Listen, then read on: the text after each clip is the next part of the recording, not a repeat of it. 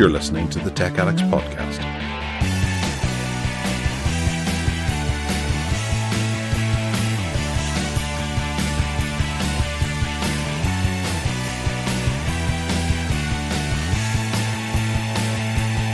This week, Ted looks at the Motorola Edge 40. There's movement on Microsoft's recall. Samsung's deal with the Olympics. Speed your CPU up by over 100 times. A classic camera brand is rolling back into town. And Logitech designs a pen for VR.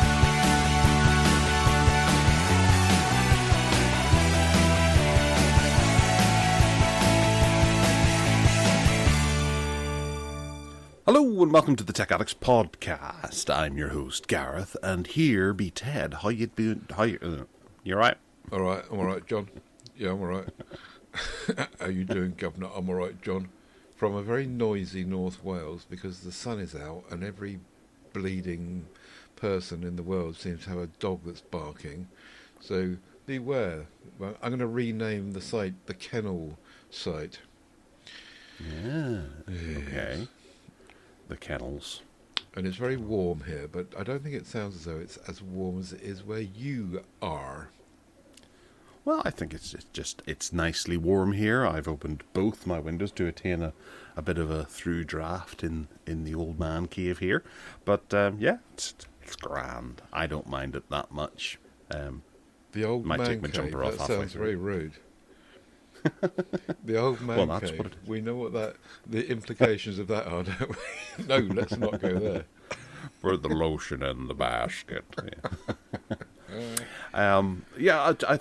I got a report, actually, now I think about it, during the week that apparently I'm blowing out my microphone with my Linux install, and I'm limiting this down to Skype through Linux because I can't replicate it without using a Skype connection, and I'm looking at it now and I'm seeing it peaking out, and it must be some weird limitation of Skype through or whatever it is on the Linux distro. I can see it peak.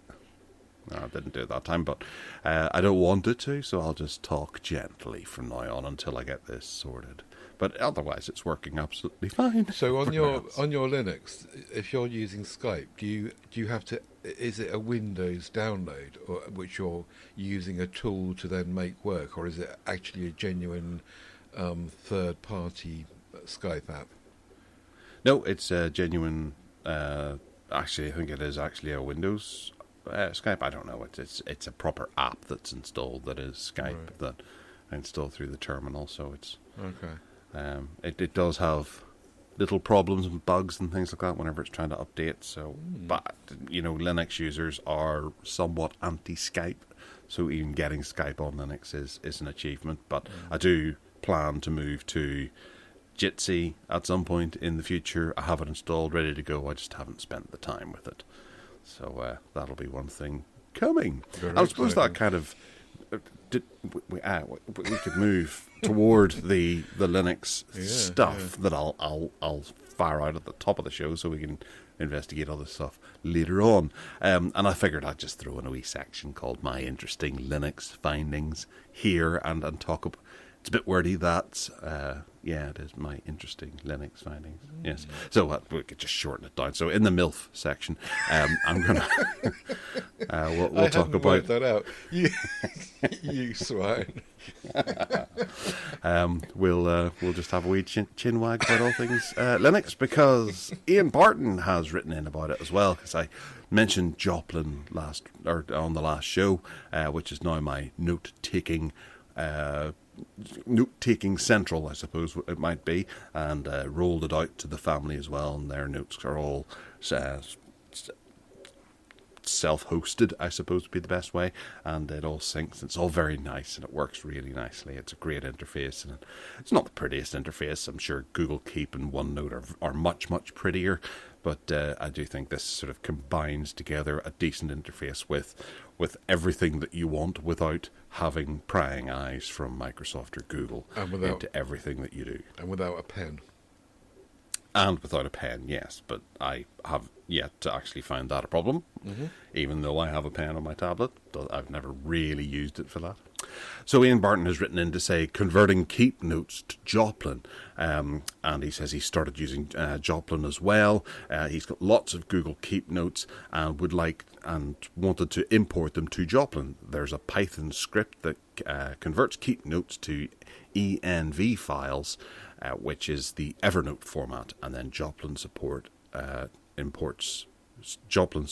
importing Evernote files, and that worked for him, which is terrific.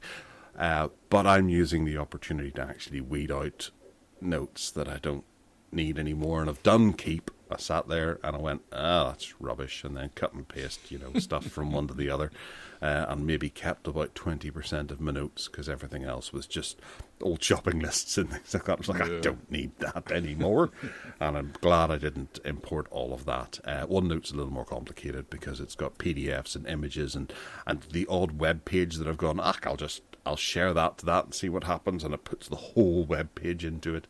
So I'll have a play around with that and see if that works across Joplin quite nicely. Hopefully it will. But I'll let you know if it works as well as I hope it does. I installed it into my Windows computer. I was surprised to see that was available. And I then installed it into my Android phone and on my Android tablet. And I was surprised again to see it was so broadly available. In apps, but where I got stuck, because I like to use now I'm in bed with Samsung again, I want to use my pen. Yes, yeah. Do you use your pen frequently, or would it be a go-to for you taking notes? I'm trying to. I do acknowledge that. I do acknowledge that it is a bit of a kind of gimmick, and whenever we've spoken about it before, it's always kind of well, does anyone really use their S Pen?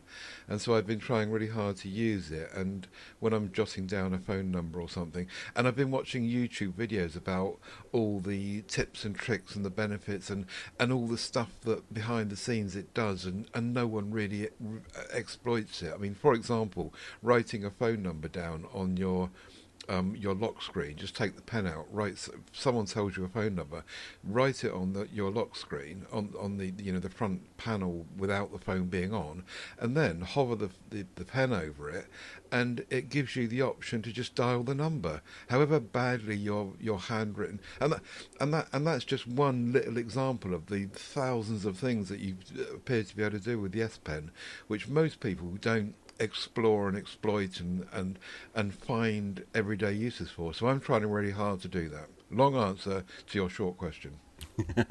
Well, no, the S Pen is absolutely an untapped resource, and I'd say it's actually overdeveloped for the amount of people who actually use it. But those who do use it are probably enjoying all the luxuries of it as it trundles along, and they just pack more features into it. It is terrific, but everything that anyone says they use the S Pen for, I'm like, I don't do that. Yeah. And if anything, it's a wee bit frustrating to do that. I've got a pen and paper sitting beside me that I scribble down. I put the date at the top of every single piece of paper, and then take a new page every day, and then just scribble notes whenever someone phones me or whatever if I'm doing something. And I'm sure I could do that on the note or the tablet, but I just never have got into the way of doing that. Yeah, and I was in a phone call with someone the other day to do with some benefits that my family was applying for, and I said, "Hang on, She was going to give me lots of details to pass on to the family." And I was scrabbling around looking for a pen and paper, and thought, no, don't be so stupid. In front of you, you've got your Tab S8. It's got 2 S Pens around it. Just fire up a note and do it. And so sure enough I did, and I wrote it on there, and it saved it, and it synced it up to the Samsung cloud. And when I got to my family house, it was on my phone because it's all synced up nicely. And if I'd had a bit of paper, who knows what might have happened to it, So I completely get what you're saying, and I do. Up until now, I've agreed with you. It's a real gimmick that no one really uses that much. But I am trying really hard to make use and find the things that it can help with. Yeah. Well, that's the way of it, and well, obviously you're not going to be able to get all of those features in Joplin, but Joplin does seem to be like a really nice behind the scenes kind of note taker that's not thrust upon you by the big companies that want your data. Elsewhere in Linux, I've been playing with a thing called local send, which is one of those typical kind of sharing applications that you have on your phone, and you can send from one to another. And it's on my tablet, it's on my phone, it's on my computers, and it's dead fast. My son was at sports day, and I got home and I wanted to have the videos on my Chromebook so that I could send that, because I wasn't sitting down at my desktop, and it was actually quicker just to fire them across via that than wait for them to sync through Image or through even Google Photos or any of those sorts of things, or use the somewhat wonky, broken, pathetic attempt at a phone interface that the Chromebook has to connect to an Android phone, which just doesn't bloody work anymore at all. The hub. Yeah, it stopped working completely for me since the last update. Dear. I can't get it to recognise it at all, and I'm wondering if it's Google going, well, you're going Linux, so we're going to make you find it difficult to do things. So I'm doing things the other way around. I do sometimes find that happens, but usually turning Bluetooth on and off on both devices fixes it. Nope, not at all. Okay. Tried resyncing. It doesn't matter. Doesn't work. Don't care. No. Chromebook is on its last legs, so and with something else we have to talk about later on, there's a reason why I might be moving on from the Chromebooks. Local send, a video that I captured on my phone at 60 frames per second, 4K, wasn't it 60, or maybe it was 34, I can't remember, but it was quite large, zipped across in no time at all for me to be able to play with and send to someone else via the Chromebook as opposed to the phone, because it was just more comfortable. And it's great. And I fired it off to all sorts of things. I've got my desktop to automatically accept anything that's been sent through this to it, and I was able to send it to that over Wi-Fi. Just happened. And it was there, sitting, waiting for me whenever I sat down at my desktop. Terrific, really fast. Prefer it over, obviously, Google and Samsung's own share via options. And it just keeps everything nicely contained in my network. Have you ever had a go with these, or do you have a preferred one? I had a go with it when it first came out, but I'm using the Samsung, surprise, and now Google Quick Share stuff and all that. Is it called Quick Share still? They changed the name of it, didn't they?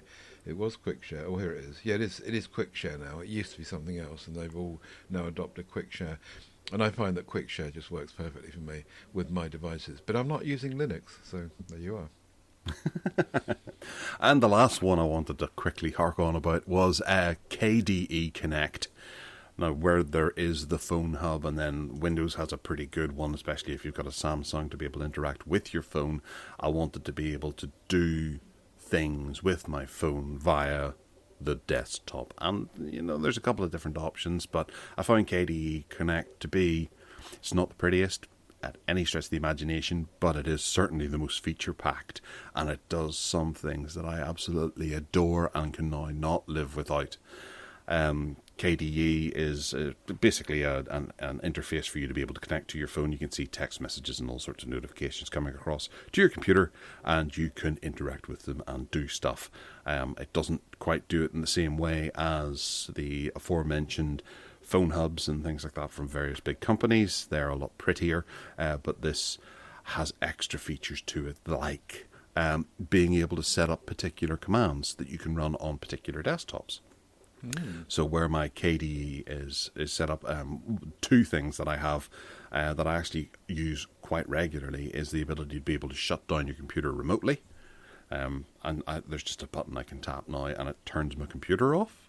And I'm going to set it from away from the home. Yes, It uses the router, the Wi-Fi, does it? Well, it sends. I've opened up my NAS to be able to take a command or and then relay that through to my desktop PC. So if I'm in Guadalupe, I can turn off my computer remotely, or I can restart my computer remotely, without having to go through some sort of remote desktop feature interface and take over the mouse. And that's how I had been doing it with Google's setup before. If I want to turn off my computer remotely, I'd have to use remote desktop and go down and manually shut it down. And also some of these things just run on... My point was that some of them run just on Bluetooth, but clearly not this one. No, it's much nicer, and there's other things you can do as well. You can set up various different commands, and I'm trying to think of other things that I want to be able to do remotely, but there's no point rushing into things, and it's just a nice little thing to be able to go, right, I need to reset my computer from afar, or I think it's done doing what I left it doing. I don't want it burning any more electricity. Just shut it down. Control your music as well.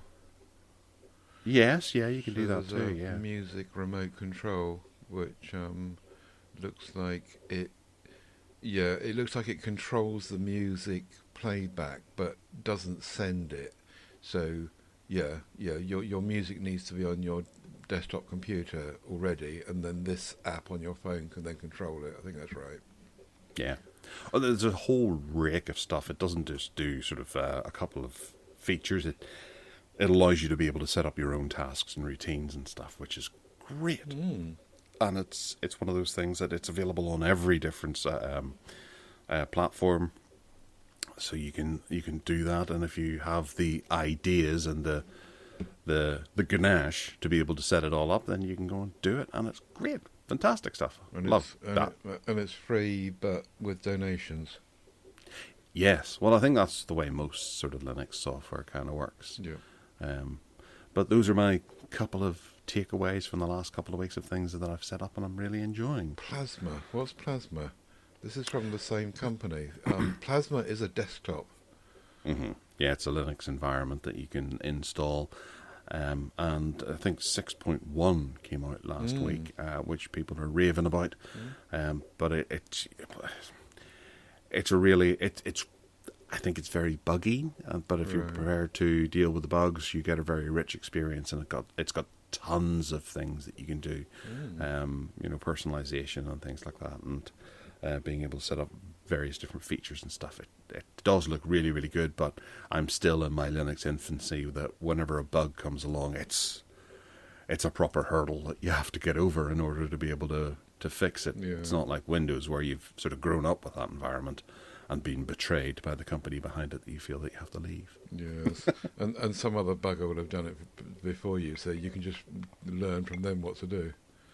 Well, yeah, and it's such a wonderful community where you can just, even if something's been asked so many times before, you get lovely replies from people in various different areas to say, oh yeah, if you look at this, you can do that. That's probably the best way. I prefer this one over that one. And you're like, wow. Yeah, and before you know it, you've got two things. They're used to newbies, you mean, and tolerant.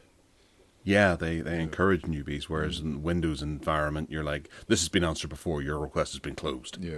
Like, oh, right, thanks. You can never find stuff.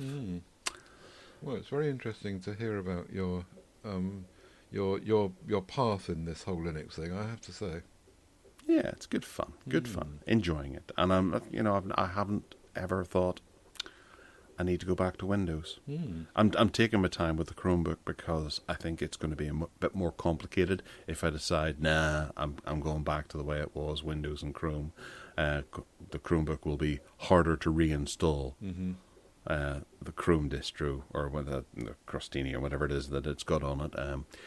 I'll take my time with that and eventually do it. But some of the news that we're coming to later on might make me want to do this a wee bit sooner rather than later. So, Ted, you have got the Motorola Edge 40 in.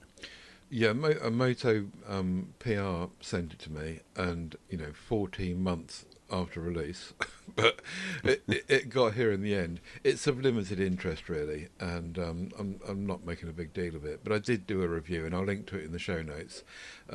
It is last year's kind of flagship, although there was the Edge 40 Pro as well. But I really like it, and one of the main reasons I really like it is because it's smaller, and so far this year, the Edge 50 series that Motorola are bringing out, there isn't a small one like this. It's a real dinky little phone, and because the edges are beautifully curved around the sides, it feels smaller than it is, particularly if you're brave enough to use it without a case. Really, really nice. It's only got wireless ready for, which is now called Smart Connect. But I mean, most people are okay with wireless Smart Connect and DeX, so it's fine. Really nice little phone. Have a look at my review, dear listener, and we'll link in the show notes. Yeah. Yeah, it's a big review as well. Yeah. It's nice to have sort of those kind of old school reviews where, you actually sit and have a personal opinion on things, whereas, so many reviews now, it is kind of cookie cutter templates and things like that they use. Yeah. You've done this afresh. Yeah, mostly. There are some crossover areas, but the update to the Ready For was quite a big one, and I'm going to be coming back to that because the Smart Connect experience has brought some new bells and whistles, and in this review here I didn't go deeply into that, but I will at some point, particularly if PR send me an Edge 50 series phone. We have asked for the Pro or the Ultra, so we'll see what comes. But yeah, thank you. It's nice to get feedback about old-fashioned written reviews because there's so much on video and YouTube, and it's nice to know that people actually still enjoy or still have the skills to read. The ability to read, yeah. Yes. The temperament and the not being too distracted by anything else. Yeah. Well, that's cool. There's a link in the show notes for anyone who wants to go and read that. Do so. It's good looking. So moving into the news, Mews and views, we're going to start with the very controversial Recall AI, where Microsoft have done a couple of things about this week. They've sort of delayed the launch of it, given the somewhat toxic feedback they've received from everyone everywhere, but they've also packed in a bunch of new features. What can we look forward to, Ted, before we get stuck into the reasons why people shouldn't use this? Well, yeah, that's the whole thing. As you summarised, really, the whole kind of thing is about the fact that they have. People are frightened of the privacy, basically, and they just are not happy with what is being proposed here, as I think we covered on the last show. But the new feature that you see, they just appear to be still working on it anyway, even though it's kind of delayed and no one's saying quite when or if it will come out, but they're still working on it. There's a new feature called Screen Ray, which allows people to feed... Screen Ray! Yes, those are the days. This allows people to feed Copilot an image of their desktop and analyse parts of it for better accessibility, so nothing particularly new that isn't being done elsewhere, but they're going to do it as well. Under the hood, there's not a lot of new code behind Screen Ray. All that happens is the user presses Win-Shift-D, and then a screenshot will be taken, and blah blah blah. So yeah, the report here from XDA is just going to go through this. What you do with that screenshot, but yeah, it's just about this is just an example of the fact that Microsoft is still believing in what they want to do, still working on it, even though they've kind of shelved it because of all the outcry about privacy. Yeah. Well, it's still something. Well, it's obviously something that they've decided to take back to the drawing board and relook at it because of the backlash that it's received, and they've decided to delay it.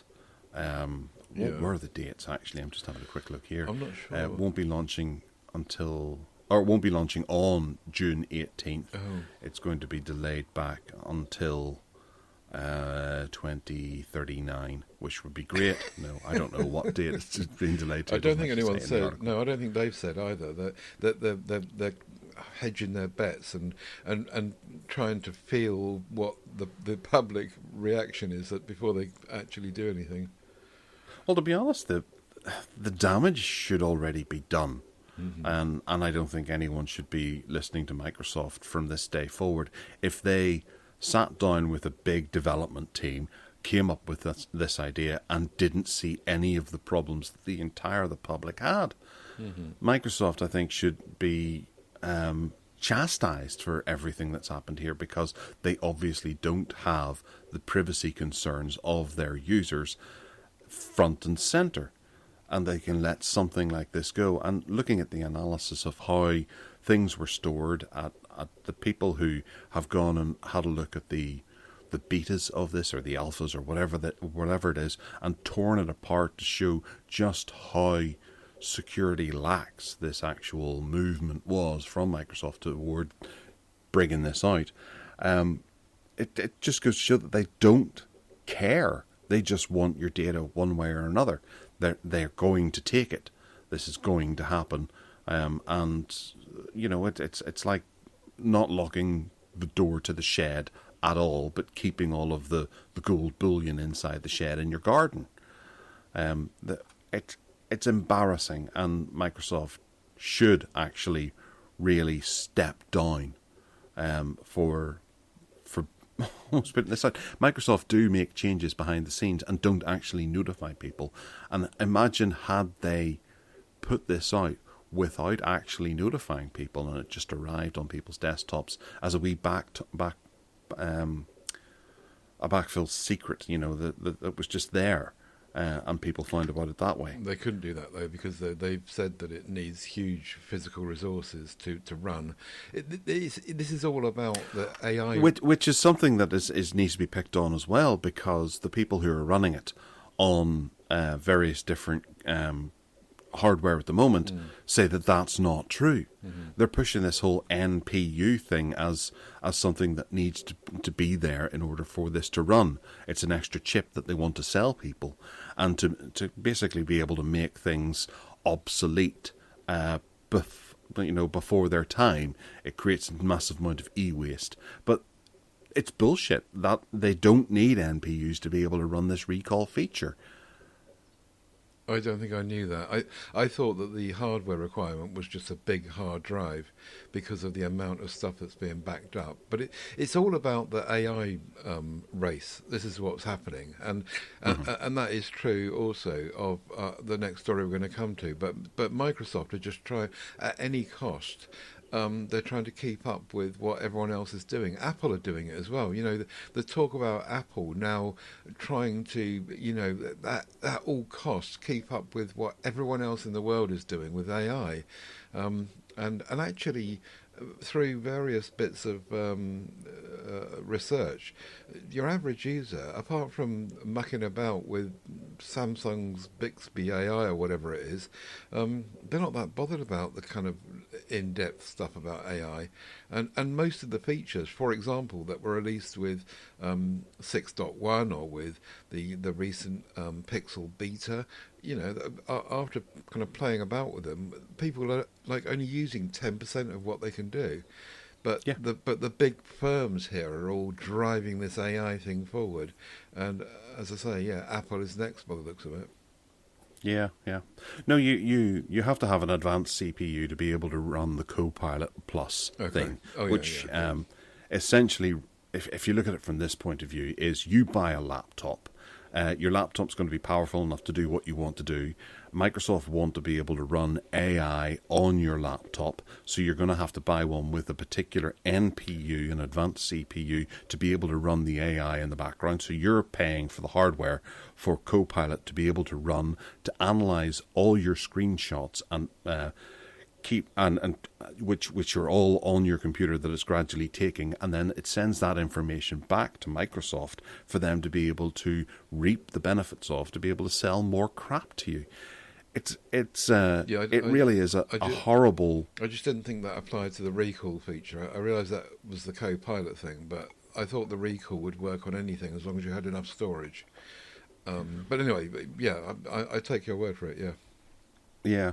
Well, it's even. I was thinking about it the other day. There was a girl I was talking to, and she was working for an oil company, and for home oil, and she had her laptop that she takes home with her, and she plugs it into a dock. And I just thought, if recall was on that, then her bosses could see everything that she does through it because she had her WhatsApp open on the laptop through the web interface. Mm-hmm. So the recall could just happily take pictures of everything that she's chatting about in WhatsApp and then be able to report that back to her bosses. And she's none the wiser. I'm sure she's never heard of recall in the past. She's just thrilled at the idea of being able to have WhatsApp on her computer. And her bosses could be sitting there going, I can't wait until this recall thing comes out so we can get access to every post that comes through on her WhatsApp, every photograph from the weekend. And that's her privacy completely gone, not just to Microsoft, but to her bosses as well.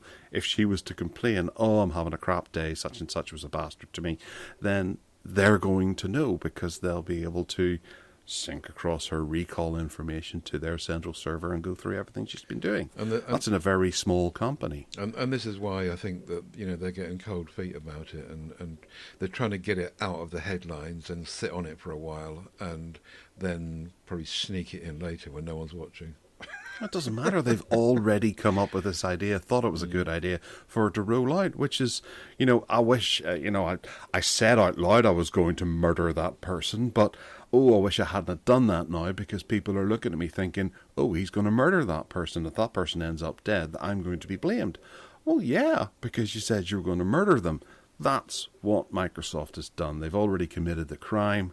And now they need to do the time. And if they're getting cold feet about it, then I know a small home heating company that can sell them some oil.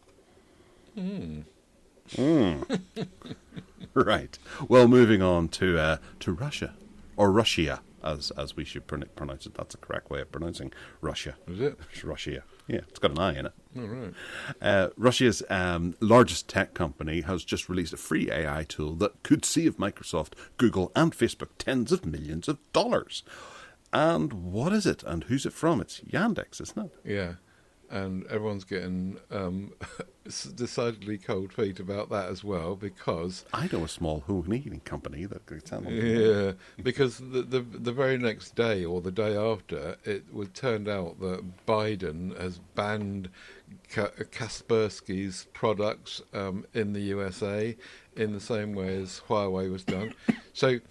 So there seems to be a suspicious link between the two events. So Yandex push out this free tool for everyone to use, and then straight afterwards, the American administration ban everything that Kaspersky's doing, and surely the two events and the two stories cannot be unlinked. Yeah. Well, it is that kind of that major distrust that we saw through Huawei as well. Of all things sort of Eastern technology-wise, isn't it? Yandex has always had that problem, as has Kaspersky. I think Kaspersky has just released a virus scanner for Linux that I think people have said is really very, very good. However, you can't trust who it's sending the information to. Right. Although I have heard over the years, like Kaspersky has been here for as long as I can remember. And it's obviously a good name that people can trust. But, it's just in the back of your mind. You hear these political rumblings from various different leaders that you can't trust the names and the Yandex, Kaspersky, Huawei, Honor, any of those sorts of things because of who they're backed by. If they are indeed backed by Russian governments and Chinese governments. But not Honor anymore. No, not Honor. No. But certainly, yeah, those other bunch of names, we're the ones that are losing out, of course, because it becomes a big political question, doesn't it? It's as to whether you believe which side of the story you believe. The government's in question saying, no, we don't take this data, or the American leading the assault on all of them saying, of course they do, and we're protecting our citizens against what they are probably doing with this. And I don't know. I don't know enough about it to get into a conversation about the politics of it, but we certainly don't want to be. I don't know. Which side do you come down on? Well, there is also the other side of it, whereby they didn't issue a warning over Microsoft and their recall features and the huge impact that's going to have in sensitive information that might be on your computer for your company. But presumably Microsoft are not feeding that data to the American military. Well, they might be, I suppose.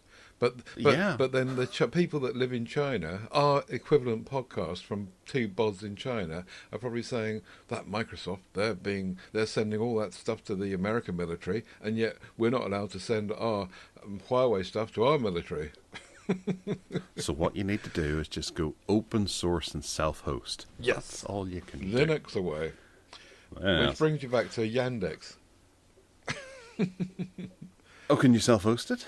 You guys don't know about self-hosting, but it's certainly open source, and But again, it depends what you believe, what is behind it all, and the background, and who owns what, and who controls what, and who pulls the strings, and blah blah blah, and it's just a never-ending discussion, isn't it? Because we'll never know the truth. Yeah. Okay. Yeah. We won't. It's like Area 51. The aliens own it. Yes, indeed. Let's go somewhere safer, shall we? Shall, yes. Samsung has a big event planned for July 10th, and all details have been released on what they will be announcing, so you don't need to watch it. Previously it's been called Unpacked. I believe it's going to be called Unpacked again, and chum of the podcast, Evan Blass, has leaked some of the information that we could well see, although I don't think it's up anymore. Maybe he was challenged and had to take it down, but on the 10th of July we should be seeing a Galaxy Z Fold 6, a Galaxy Z Flip 6, Galaxy Watch 7, Galaxy Watch Ulster, Ultra, and a Galaxy Ring. That's the most exciting one, I think, the Ring, because we've already seen we talked about it on the last show, the Fold and the Flip, and they look really nice. The Galaxy Watch 7, as again we spoke, I think, on the last show, I'm looking for blood sugar on that, and if it's not there, then they can stuff off, or they might make it only available if it is going to happen on the Ultra, which is going to be real naff because it's going to be over double the price of the basic Watch 7. Anyway, but the Galaxy Ring, I think that's the one that's the most interesting. As previously chatted about on this show, as we've drawn closer to it, it depends what that does and what it's capable of. And, now that I'm living in the Samsung world to some degree, I think that one might be the one. Much as I don't like wearing rings, I don't know, but I think that's the highlight for me. Fair enough. No, I have absolutely no interest in the Ring whatsoever. I was interested in the fact that the Galaxy Watch 7 Ultra, or Ulster, if you want to call it that, the leaked pictures of it reveal probably the most horrible-looking smartwatch available ever. Have you seen these leaked images with the orangey crown button in the corner and the square face, but yet it's still a round? Yeah, I like that. I seem to be the only one that liked that. I like the way in which they've taken the round and made it slightly square, but not oblong and ugly. I liked what they've done with that, and you're quite right, because everyone around me in the group, our MeWe group particularly, had the opposite view, but I liked it. Well, yeah, I suppose each to their own. It's a bit of a dog. I don't like the whole oblong thing, and so many of these fit watches and fit trackers and even the Apple Watch to some degree, they're all kind of oblongish. The Apple Watch is oblong, isn't it? It's not square. No, it is oblong, isn't it? Yeah, or is it? I think it's square. Is it? Yeah. Apple Watch. Apple. Oh, the Apple Watch. No, it isn't. It's not square. It's slightly elongated. Anyway, sorry. Anyway, I still go back to what I was saying, which was I'm looking at a picture of this render of this Samsung Ultra shape, and I am the one in the world that likes it. Just you. Yep. So. Well, hopefully this is just a little render that for a demonstration or a beta product that's behind. I can't remember the term for it. It's not, I'm looking for something else at the moment. But yeah, it's one of those just a thrown together device, technical example of what it could be, and then whenever it actually comes along, it's going to look much, much nicer. Boo. With any luck. So, keeping with Samsung, we're going to go to Paris, where an awful lot of people I know have been to Paris recently. Oh, hang on a minute. That's got an S on the end. You can't say Paris. If you're going to go for Russia, then you've also got to go for Paris. Yes. Do I make my point? No. No, you don't. I can say it whatever way I want. Paris identifies as Paris, so when you're in France, the French don't run around saying Paris. No. So no. All right. Well, one thing that they are doing is they're allowing Samsung to go and mount about 200 Samsung Galaxy S24 Ultras. I'm guessing this is unsold stock. On a riverboat to be able to record they're selling really well. They've got huge numbers. But they've got floating platforms on the Seine, and 200 units will be recording all of the events that are taking place outside the stadium as the parade and floats and all that kind of thing come along, and it should be interesting to see all of the footage that's being collated into some ceremony that we'll watch once and probably only watch whenever we're forced to in years to come. And they're giving away a Samsung Galaxy S24 Ultra to every single person who's taking part in the Olympics. Can you believe that? I don't know what the number is on that, but that can't be an insubstantial number of people, can it? Yeah. To qualify for the Olympics is something else, and I'm sure that people aren't trying to qualify for the Olympics just to get themselves a free Samsung Galaxy S24 Ultra. I'm sure. But it'll be a nice little addition, and hopefully it's Olympic themed, so that they have some sort of maybe some sort of special paint or gold medal on the back or something like that. How many athletes are taking part in the Olympics in Paris? Hear that chunky keyboard? Yes, lovely, isn't it? Here we go. They're scheduled to have nearly 15,000 athletes.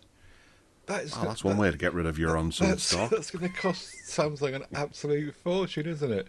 They're over 1,000 quid each, so it's 15,000 times 1,000 quid. Blimey!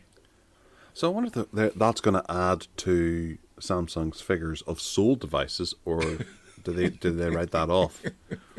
Do they get tax reductions? I'm still trying to use my keyboard. Yes, you heard it there, and I really, really like it. But I'm still crunching some of the keys, and my caps lock I keep turning on all the time, but I'm persevering. Keep lifting your fingers. Don't be lazy about it. Yeah. That's it. Your fingers will benefit. They'll be muscle men. You'll be able to enter your fingers into the Olympics in years to come. Yay. So, moving on to the hardline for the hardware, because I know Ted's going to be really excited about this, because Logitech has put out the Keys to Go 2, which is a super thin keyboard for both Android and iOS. Ted, take it away. Oh, yeah, it's lovely. It's not lovely like my mechanical MX keys, but it looks just gorgeous. It's really small. It's the Keys to Go unit was a bit clunky, the first generation of these, and you can still buy them on Amazon, and they're really cheap, but they're bigger and they're more clunky, and they're not cute and petite and lovely and little like these. We can see from the renders on this one that it's just tiny, and it's got a little flappy flap that comes around the back, and you can, so if you're chucking it in your briefcase to use when you get where you're going or on the train, that will cover up the front of the keyboard. It will flap around the back when it's in use and keeps the keyboard flat and not at a crooked angle or anything. The only downside is that it's so small, it's so thin that there's no room for batteries in it. So they've stuck a couple of of these big watch batteries, probably the 2032 or something, into this thing, and they reckon, Logitech reckon that they should last for 3 years. It's got the usual the 3 units Bluetooth buttons on it, so you can hook it up with 3 different devices, but by the press of the button, switch between them. And I just really, really like it. I almost ordered one. It's available for order, but it's 79 quid. And I thought, I really don't need this. And when it gets down to about 40 quid, I'll buy one. But with my lifestyle and what have you, I really don't need it. I just want one. I just like cute keyboards and little dinky keyboards, and I love Logitech stuff, and they're usually really nicely coloured and blah, blah, blah, blah. And you like little keyboards too, don't you? Oh, absolutely, yeah. There's nothing better than just getting that perfect one that feels good in hand. It's really lightweight to be able to take with you and lasts forever. Yeah. Yeah, really nice. Cool. That's it. Yeah, it looks good. It looks somewhat familiar of some other keyboards that we've seen over the years, but I just don't think it's been designed as nicely as this. The K380 is not that far removed. Here's the colours here. Look, I found the colours. You can get it in black, white, or blue. Oh, the blue one's lovely. Yeah, when I was looking at it, I thought if I was going to order one, I'd get the blue one. But it is 79 quid, and that's just too much. That's too much, Logitech. Make it cheaper. Yeah, it's 77.50 on Amazon at the moment. There's a Logitech Keys to Go Scandinavian edition with the QWERTY layout. I don't know why it's Scandinavian. Maybe there's a colour or something like that. A Scandi keyboard.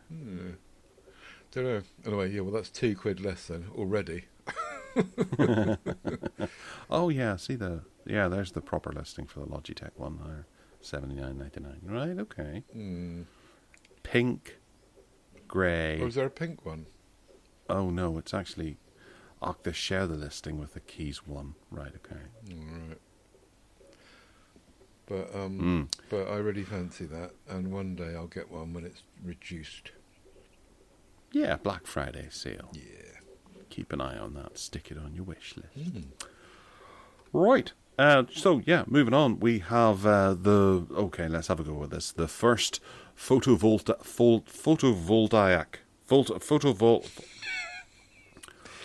self-charging highway is coming, and you can drive your car at 155 miles per hour and recharge it whilst you're driving.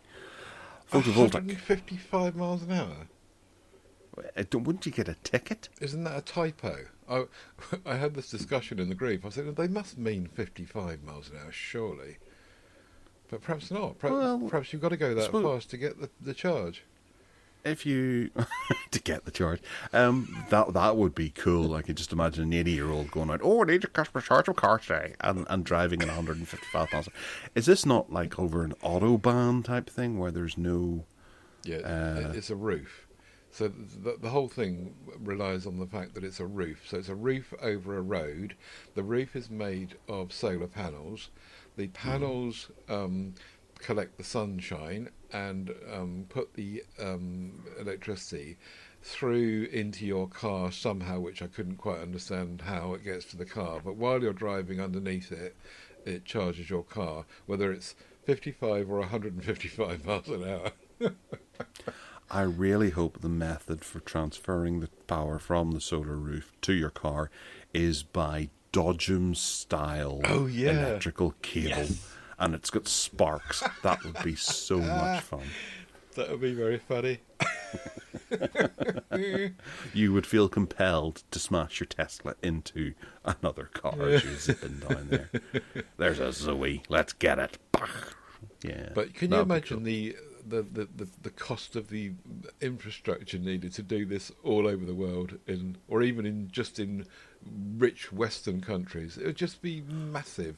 All these millions of miles of road everywhere. But I really think it would make driving horrible. You know, if you feel like you're driving indoors, driving around a subterranean garage. I remember being in Japan and driving along some of their big motorway things, elevated motorways, and they've got concrete sides to them, so you can see the sky. You just can't see left or right. Oh, right. If you've ever played the game Ridge Racer, it kind of it uses that aesthetic for the racetracks. But you can't look to the side, so driving is quite laborious. Right. You can only look up, and if you're in a car that doesn't have a panoramic sunroof, then you're a bit screwed. I think I'd hate this if it was all over. I do a big drive when I'm heading out to the office, and having a panoramic sunroof allows you to be able to just your eyes to drift up when you're on the motorway, and look at the sky or see the rain hitting your car. I don't think I'd like to look at this. No need for structure. wipers anymore. Cars can remove their wipers. True, yeah. And also, keep those. they can remove their headlights, because no doubt this thing will also have lights in it, which will light up the road. It means that the road won't be as dirty, I suppose. Yeah. But it might heat up the road, because the sun, if it's a sort of glassy effect, the sun going through it might heat up the tarmac, so your tires will still, melt in the way that they normally do. But the rain won't hit the road, so it won't collect up the burnt rubber as much. Anyway, don't get too excited, dear listener, because there's only one of these been made so far, and I think it's in Austria somewhere. Where you can drive at 155 miles an hour. One stretch of road. Yeah, and if you're driving at 155 miles an hour, you'd probably only be under it for a couple of minutes. Yeah. Gone. Oh, I didn't get any charge. No. You should park under these things. That would be fine. Theoretical science development and research is very interesting. Yes. Yeah. All right. Next up is a Finnish startup that wants to be able to offload some of the ways in which your computer handles tasks for your CPU to a PPU, which is a parallel processing unit. And essentially it arranges the way that your CPU does its tasks. It's almost like a foreman on a building site, telling people what to do. And I figured CPUs had these to be able to assign cores to various different things, so that the cores aren't overused or there's one favoured core as opposed to another. But yes, Flow is what it's called, and it's an optimization unit for your CPU to optimize the tasks. I imagine whenever this arrives, it'll probably cost like £5,000, so it'll make it just more viable for you to go and get a new, faster CPU. But they do say that this should increase CPU speed by up to 100% or 100 times what you have initially. Yeah, hopefully, as long as it reduces the heat, that would be great. Ted, what do you think of this? I think you've summarised it very nicely. I don't think I need to add anything, but I'll just read the one statement they've made, really, to explain. The technology involves a companion chip that optimises processing tasks in real time, transforming traditional serial processing into more parallel operation, which is likened to expanding a CPU from a one-lane road to a multi-lane highway, enhancing efficiency and processing speed, and without the additional power or excessive heat. So yes, bring it on if that's all true, I say, and let's have downloads, fast processing. Gamers will be happy, won't they? You'll be happy. Well, it probably means you'd need to buy a new motherboard to be able to equip with this chip. And it reminds me of years ago there was the PhysX engines. That there was a chip that you could buy that was in your graphics card or possibly on your motherboard that allowed you to be able to do physics, especially in games, the likes of, say, Half-Life or whatever would use these. And it was eventually just pushed into your graphics card and became another piece of the graphics card. So I imagine this will last for a little while outside of either the CPU or the motherboard, and then eventually become a another reason to buy a new motherboard, because it's got this little piece of hardware in it that optimizes things. If it does as much as it says, then we will be hearing these things and they will be all the rage. Because being able to get 100 times the speed out of some of the processors now would be wild. And then you'll need a heatsink for the PPU to be able to get the PPU to optimize faster, and you'll have to buy a whole new rig. Right, great. And the slowest rendering task that I do on my computer is using Handbrake, which I don't do that much anymore. But when I use Handbrake, it's painfully slow processing video. Now, if that was speeded up by 100 times, that would be really impressive, I think. Yeah, and a lot of people tend to throw that responsibility over to their graphics card, but it's never quite as good as the CPU. Mm-hmm. So you are best off using your CPU to do video encoding more so than your graphics card. Mm-hmm. Whilst your graphics card can obviously do it faster, it's just not as reliable. Mm. Yeah, right. Well, moving on to camera tech, because you've got a wee thing that you're going to have a roll in the hay with. Film camera, hey! The film camera resurgent continues with Rollei. I never had enough money to buy a Rollei camera, did you? I've never heard of them before this day. Really?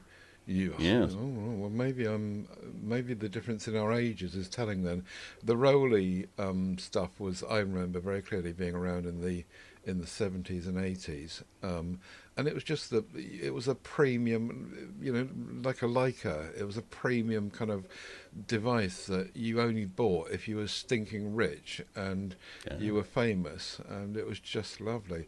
This new edition of it is going to cost probably $600 to $800, they reckon, and it's a film camera, and it's covered with traditional dials and knobs and what's it, but there's no real clarity about what it can do. It feels a bit like a compact camera. I think it takes pictures, does it not? They're selling it on the back, but on the back of it having a LiDAR autofocus facility. So that's their modern bit.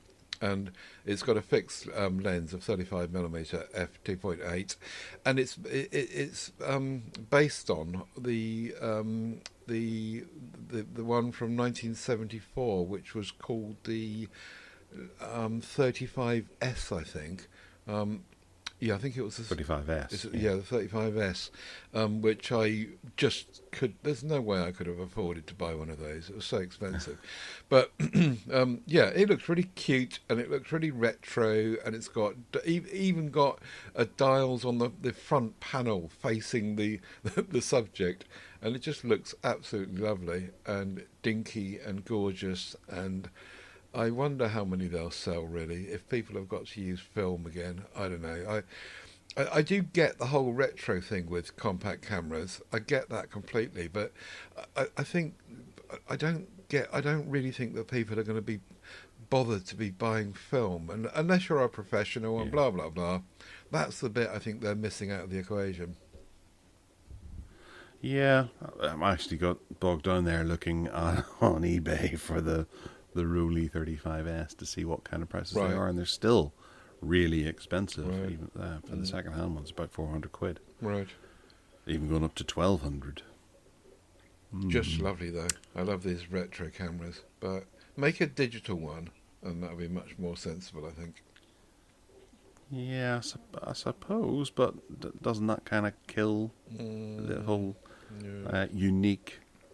It means they'll probably sell more. So did Rollei go away, or have they been? Has the brand been bought over by another company? Is that why we're seeing them now? I don't know. I hadn't researched that. I haven't seen the Rollei name since back in those days. It completely popped up out of nowhere. I wouldn't be at all surprised if the name has been bought by, I don't know, Yashica or someone, and it's actually not a Rollei at all. But I don't know. Yeah. This article doesn't cover that. It would need to be researched. It's a bit like Kodak and Polaroid and things like that, where they're not what they, or even Nokia, I suppose. They're not what they used to be. They're something else.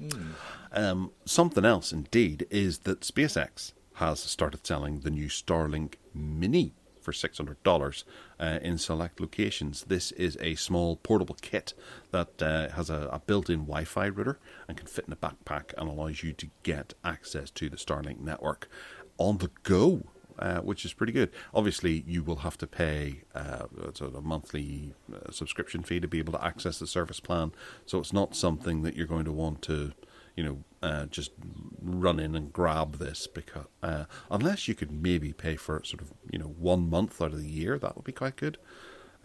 If you were planning a backpacking expedition into the Outer Hebrides and wanted access to Starlink to be able to get access to Pornhub while you're up there, then you might be able to pay just 1 month's $30 fee. But I don't see that kind of information if you have to take out a 12-month, or you can just pay as you go. That would be much better. Ted, what do you think of this? You've got to buy the kit first. That's the thing.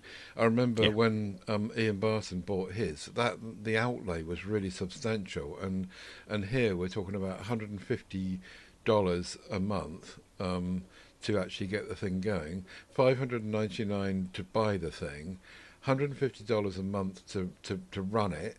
An extra, but that's for the home stuff. This might be that you might have like a pay-as-you-go thing with this. I'd like to think that they're going to include something like that, where you just buy it for a trip. In the way that you might do. I understand. Yeah, I understand what you're saying. But if you're a new user, you wouldn't have any hardware or software or arrangements in place already. But yes, if you were Ian Barton and you've already got a big dish and a contract and everything in place anyway, maybe all you'd need to do is buy this little mini thing to add to what you've already got. In which case, your outlay would not be that much, I suppose. And they're probably anyway. The bottom line also to this story is that it's only going to be available in selected regions. So, I guess that means probably in cities in America where you don't need it anyway. Oh, I see. Yeah, on the website it says you can purchase the Starlink mini kit for $600 and bundle the mini room service with your existing residential service plan for an additional $30 a month. Yeah. What a rip-off. Yeah. It's expensive, isn't it? Almost as expensive as a LiDAR Rolly camera. Yeah, I do like the picture that they've included on Engadget with the cute little dog beside it as well. Not more dogs. Get out of here. Just for scale. Also, we missed the story in there about the Alice camera. I want to come back to that because we did. We did actually talk about the Alice camera some months ago, and the story here is that the Alice camera is finally shipping after, which supports the fact that we talked about it ages ago. 3 years of development. This Alice camera, if you remember back when we talked about it, is a thing that kind of works bolted onto an iPhone or an Android phone. It does work independently of a device if you wanted to, but you don't get all the kind of deep-rooted features that you get from the app that gets bundled with the Alice camera. It's got a really interesting 4/3 sensor, a Sony one, but it also takes 4/3 lenses, which means it's opened up to pretty much anything you want to put onto the front of it. And even, I guess, if you've got 4/3 lenses that have got aperture control, you can get that going as well, which suddenly turns your dumb camera on your smartphone, so-called smartphone, for photography into an intelligent camera. So for any 4/3 lenses can be put on the mount. Apparently, it's got an aluminium body. It's got a micro SD card slot, USB-C, presumably for a charging. 5,000 milliamp hour built-in battery, 3.5mm audio jack for in and out for microphone as well, and it looks absolutely lovely. And it costs $1,200. But actually, if you were going to make good use of that and not have to buy a camera with interchangeable lenses, $1,200. I mean, that's the price of a Samsung Galaxy S24 Ultra. So it's not wildly out of the question, I don't think. It does make your camera, your phone, look into a bit of a kind of odd-shaped lump. But then, it depends what your priorities are, doesn't it? Some people might see this as an opportunity to cut down on carrying so much gear, and have the brains of the phone to actually make it work. I like this, and I want one. Yeah, it does seem like a nice way to be able to have interchangeable lenses and things on the go. So, yeah, I would entertain something like this as well. I've always liked the idea of that, even back to whenever Samsung did the zoom and stuff, where you had a proper mobile phone with a camera attached to it, and this way you have the best of both worlds. Indeed, very nice indeed. Cool. Well, the next one, Ted, I have to say has really piqued my interest because I'm dead excited about this, and it's not primarily for me, but it'll certainly work for my little one, because he spends most of his time watching crap on Netflix and Plex on his tablet, and I have to say I feel sorry for him because he's got the Nokia. What's the one? The T20. The T20, which isn't the greatest screen in the world, and it's not got the greatest speakers in the world, but it's essentially his bedroom TV. He does have a TV in his bedroom, but he prefers not to use it, which is maddening. But he does want, and he likes to use my tablet, and he likes to use his mummy's tablet. He wants a better media experience on his tablet. And Lenovo are putting out a new budget tablet that can turn into a Bluetooth speaker, but it's got a 2K display and JBL speakers for outstanding sound. And it's not going to be terribly expensive either. They're saying about €279 or $290. So it'll probably be 300 quid when it arrives. No, it's not. It's 249. Oh, really? Has it arrived? I put a link in the show notes to. I will put a link in the show notes to the Amazon page where you can actually order it. Although there is an awful long date on the delivery. It says 6 months. Yeah, right. It could be up to December. But if you can order it from the Lenovo UK website as well, and they are claiming to deliver it in 2 days, $259.99. And I'm really enthusiastic about this because of that sound. And if you look at it, you can see that at the bottom of the tablet, it's been bulbed out to presumably make space for those speakers. 8 speakers. They're clearly going to be better than what Samsung are doing by the sounds of it.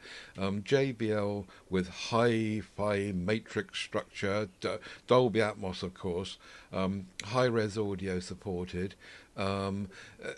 It just looks like they've gone to town on the speakers. They're also promising 2 OS updates and 4 years of security. So I don't know why it's not 3 and 4, but there you go. You get 2 and 4. And before I hand back to you, because they're talking, yes, about the fun space for kids as part of it as well. So because of the price of it, they're obviously aiming for people like your son, I guess. But even laying that aside, it looks like an interesting tablet. It's got, as I say, a micro SD card slot as well, and it looks like it's made really nicely, and a 3.5mm audio out jack. And that's a microphone as well. 68-watt charging. You can buy a dedicated stylus and a little keyboard for it if you want to. They're extras. And yeah, the whole thing just looks really, really nice. It's just a shame that it's got a G99 processing chip, which is... I had a look before we recorded, and I think that they're kind of equating that with the Snapdragon 695, which is no slouch. It's nothing like the 480 that is on those Nokia tablets you mentioned. It's far in advance of those, I think. But I like the look of this, and I like the sound, the look of the sound of the speakers, and I think that your son and other people's kids will actually really like this. Yeah. The 8,600 milliamp hour battery does up to 12 hours of streaming, according to Lenovo. Plus, it's got 45-watt fast charging, so it can be charged back up in a snap as well. I thought it was 68. Did it say 45? No, 40. Okay. Well, actually, the Amazon listing says 45, but Oh yeah, the other listing as well we have on Android Police S45 as well. There's a bundle you can buy from Lenovo's website which includes a 68-watt wall charger. So I'm not quite sure why if it can't use that. Oh, true, Okay, right, fair okay. enough. I'll maybe have to have a look at the bundle as well. Does it have any other? You said it was $259 there Yeah. from Lenovo, whereas it's $229 on Amazon. Perhaps there's Yeah. that charger maybe makes the difference of the 30 quid. Yeah, maybe, or the bundling the pen and the keyboard. Let me have a look and see. The case, the sleeve is 25 quid.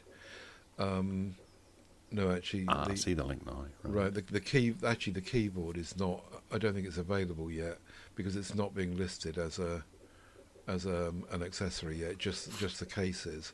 So perhaps that's coming. Oh, hang on a minute.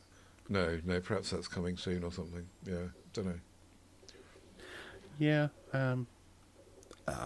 Right. Okay. Guess what my son's getting for his birthday? And it's got a stand. Did you see the stand on the back? I did. Yeah. That's a nice little addition. Yeah.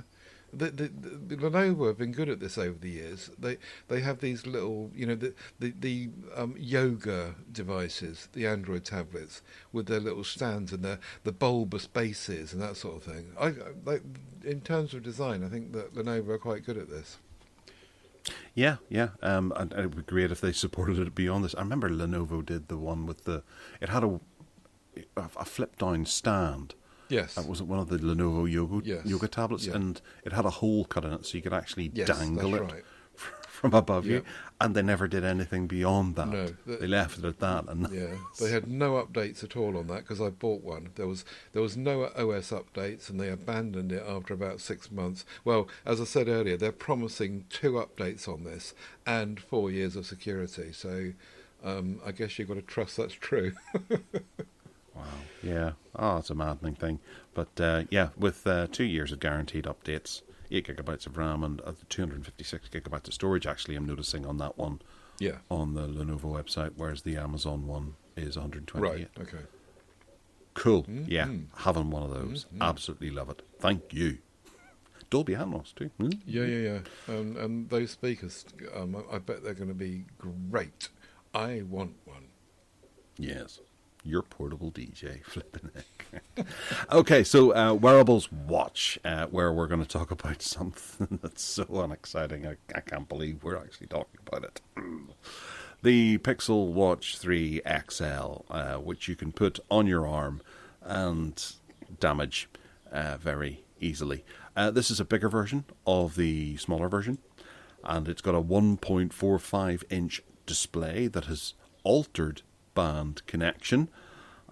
Ted, there was the only reason. Is there any way we can get excited about The only this? reason that I was linking to this really because I thought that this thing had a picture of the two side by side, and all I was going to say, but there actually isn't one.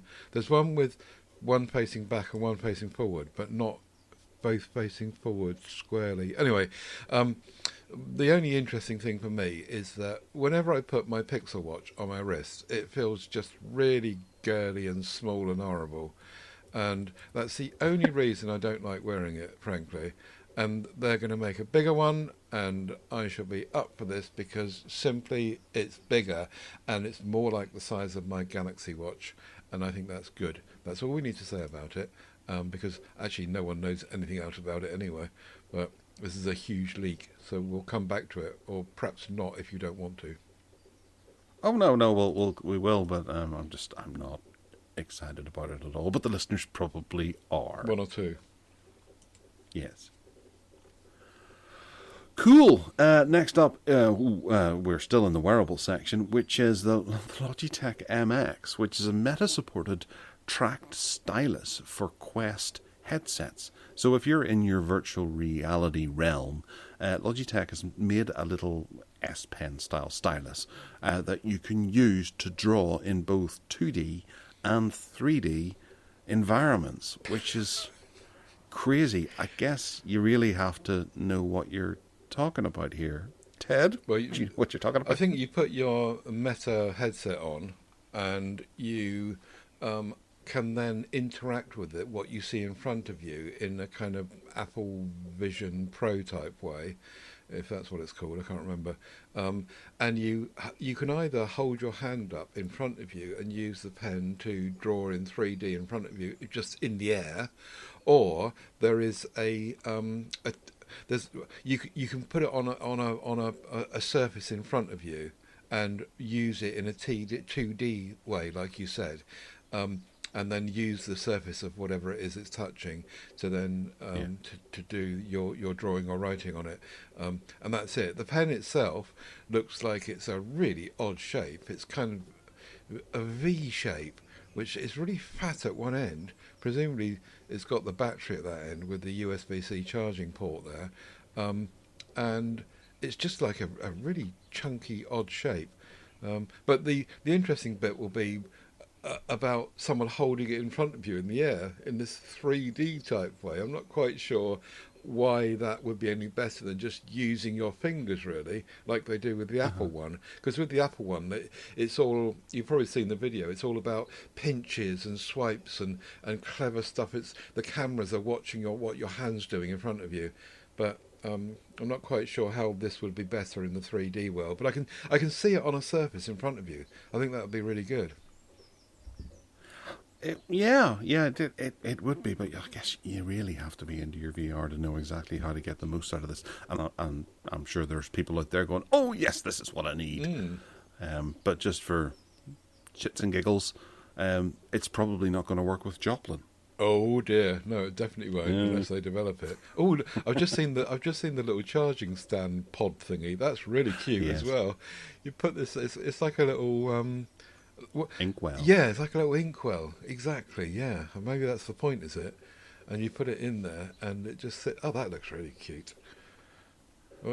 I bought one of these or something like that for my daughter a number of years ago. She wanted a graphics tablet, and it came with a little pen as well that had this little charging thing that was like an inkwell, and you dropped it in like a quill. You could be like a bard and do your CAD and put it back in there and charge it. Very nice. It's a nice idea. No, there's no indication of price. Oh yes, there is. Oh, hang on a minute. Oh no, there's not. No, they don't know how much it's going to. Oh yeah, $130. The ink. Oh right, okay. So the inkwell dock and the mat that you can use to instead of a surface haven't been revealed, but yeah, the pen itself's $130. Right. Yeah. Interesting. Oh, they're showing doctors actually drawing circles around weird things attached to people's brains. Oh, right, okay. Yeah. They're trying to sell it to the medical world, but they've also got pictures of a little girl just drawing in the air in front of her, and it does look quite clever, actually. Yeah. It certainly does, yes. All right, well, moving into the phone zone, and we're going to start off with an old favourite, the Samsung Galaxy S24 FE, which is the fan edition of the S24, which has everything refined and all released at a fairly decent price.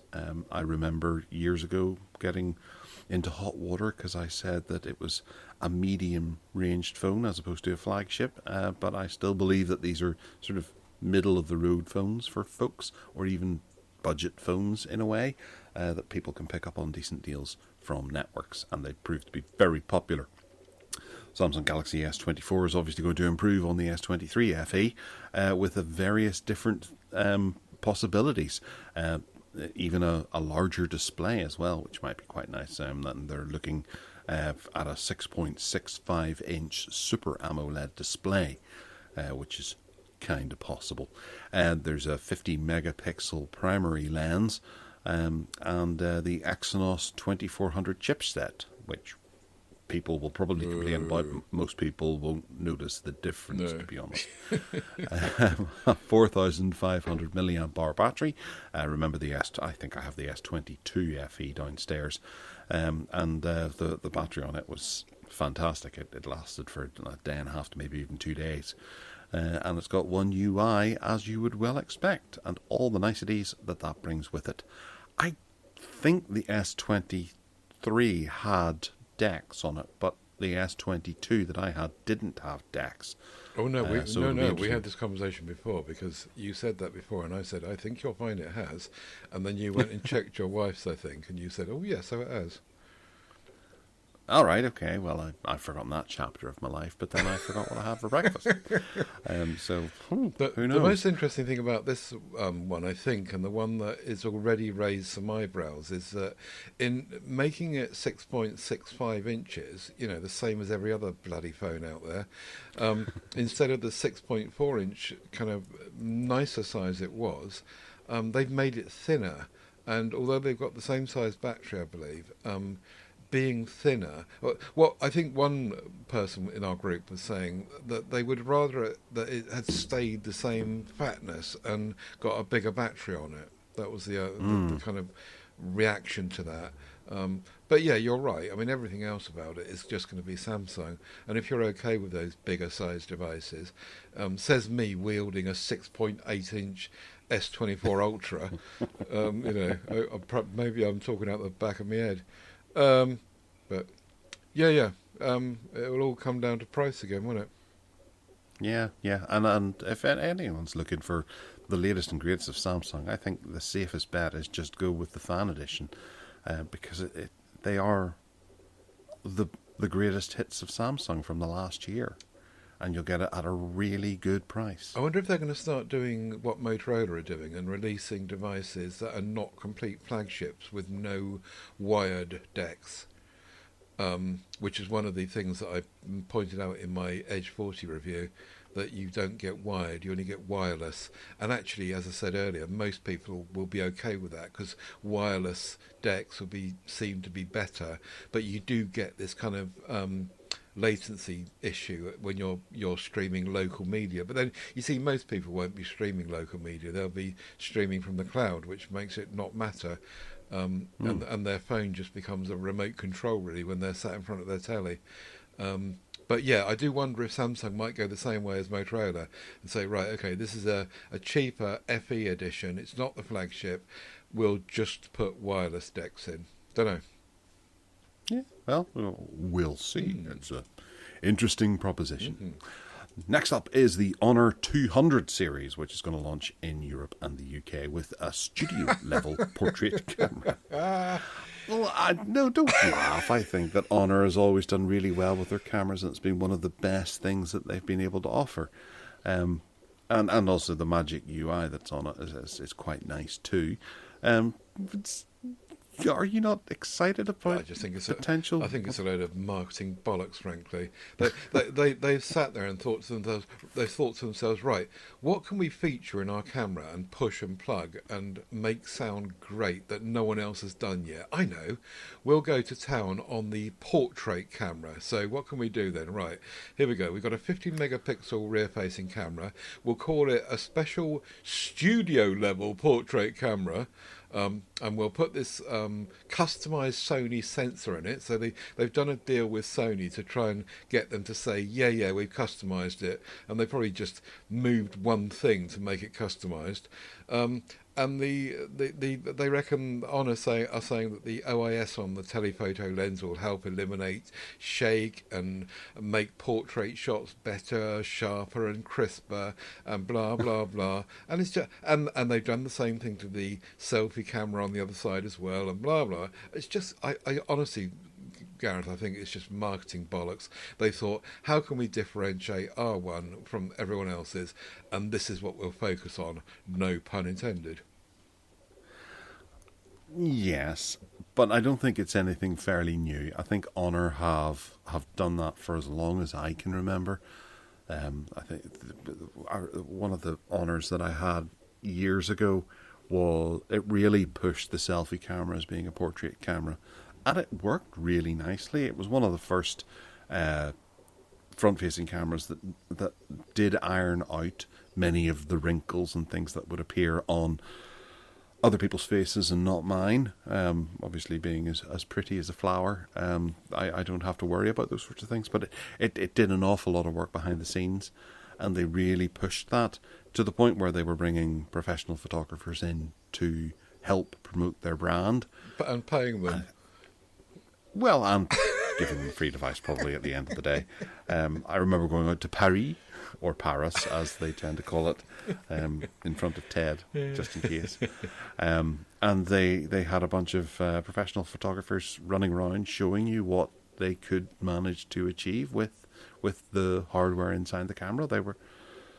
They were quite chuffed with it, and over the years they've just made it better and better, and this has kept that, or retained at least the lower pricing of those Honor smartphones. So I can't wait. I can't wait for a review. I can't wait for a reviewer to get it in their hands and actually reveal how different and great this camera is. Well, we'll see. Yes, we then, will. Won't we will. Because there's a 200 and the 200 Pro as well, which is going to look almost good. Inside of it, the 200 has a Snapdragon 7 Gen 3, while the 200 Pro has the Snapdragon 8S Gen 3. They've got 8 gigabytes of RAM and 12 gigabytes of RAM, depending on which one you decide to pick up. They're running Magic OS 8. It's got I did see the battery there, the 5,200 milliamp hour battery with the 100-watt wired charging on the 200 Pro. So that's a nice little addition. That's good. And 60-watt wireless charging, which was quite interesting. Oh no, sorry, no, sorry. That's the HTC which we're coming to. That's got the 60-watt charging. Sorry, I got mixed up. Fair enough. It should have a 6.78-inch display, and there's also going to be a 200 Lite that's popping up as well for £279. It's worth mentioning that the 200 is going to be £499, and then the 200 Pro will be £700. Maybe you can get one. You used to get Honor devices to review, didn't you? I did, yeah. I think, I haven't reached out to them in a while, but reviewing a phone isn't something that I've got to do terribly often. Okay. Yeah. HTC U24 Pro is something to keep an eye on. And I think actually HTC, with their whole kind of push back into the market, they were one of the best companies that we ever knew. And they dropped out of mobile phone manufacturing here in the UK and Europe. So it's very much a company to keep an eye on, because I think they will probably do some terrific hardware at a very good price in order to re-establish themselves, if they are doing what we believe they are doing of trying to push back into the UK market and sell phones. So Ted, take it away with the U24 Pro. What can we expect? Looks nice. It's available at the moment just in Taiwan, but it should be getting a global release sometime soon. It's got the Snapdragon 7 Gen 3 on board, 12 gigs of RAM. There's a 512 gigabyte version if you want it. There's even a micro SD card slot, 6.8-inch screen, so the same size as my S24 Ultra, an OLED panel, of course, and the panels previously were very good on these HTC devices. 4,600 milliamp hour battery, and this is the 60-watt wireless charging. I think this is the Taiwanese giving the V's up to the Chinese, because the Chinese put a bar on any wireless charging over 50 watts. So Taiwan are saying, we're not following the Chinese rules, we're doing our own thing. So they put 60-watt wireless charging in. Anyway, it's got NFC, which is encouraging, because it might not have coming from, sourced from over there. IP67, 3.5mm headphone jack as well. There's a trio of cameras, 50 megapixel main sensor, wide angle, and a telephoto. It doesn't say how many telephoto zooms are on that, so I don't know if it's probably 2 or 3 times, I'd imagine. And equivalent pricing, once you take it away from Taiwanese money, looks like being somewhere between 550 and 600 quid, I would imagine.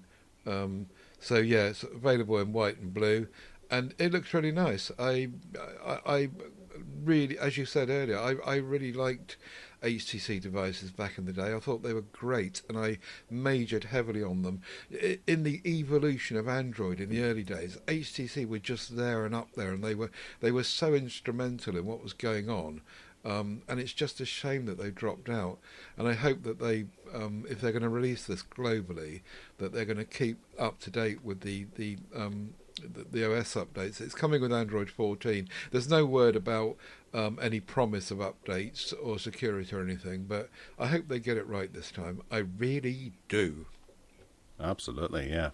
I'm quite excited about seeing what's in store for us, and if this was to come here, then terrific. We absolutely need it. Indeed. Cool. Next up is the name of the game. We're going to start with this utterly frustrating. I might get a bit angry talking about this. I'll try to keep it to a minimum, because no one wants to hear a podcast where people are shouting out loud. But there is a lady called Vicky Shot Bolt or something.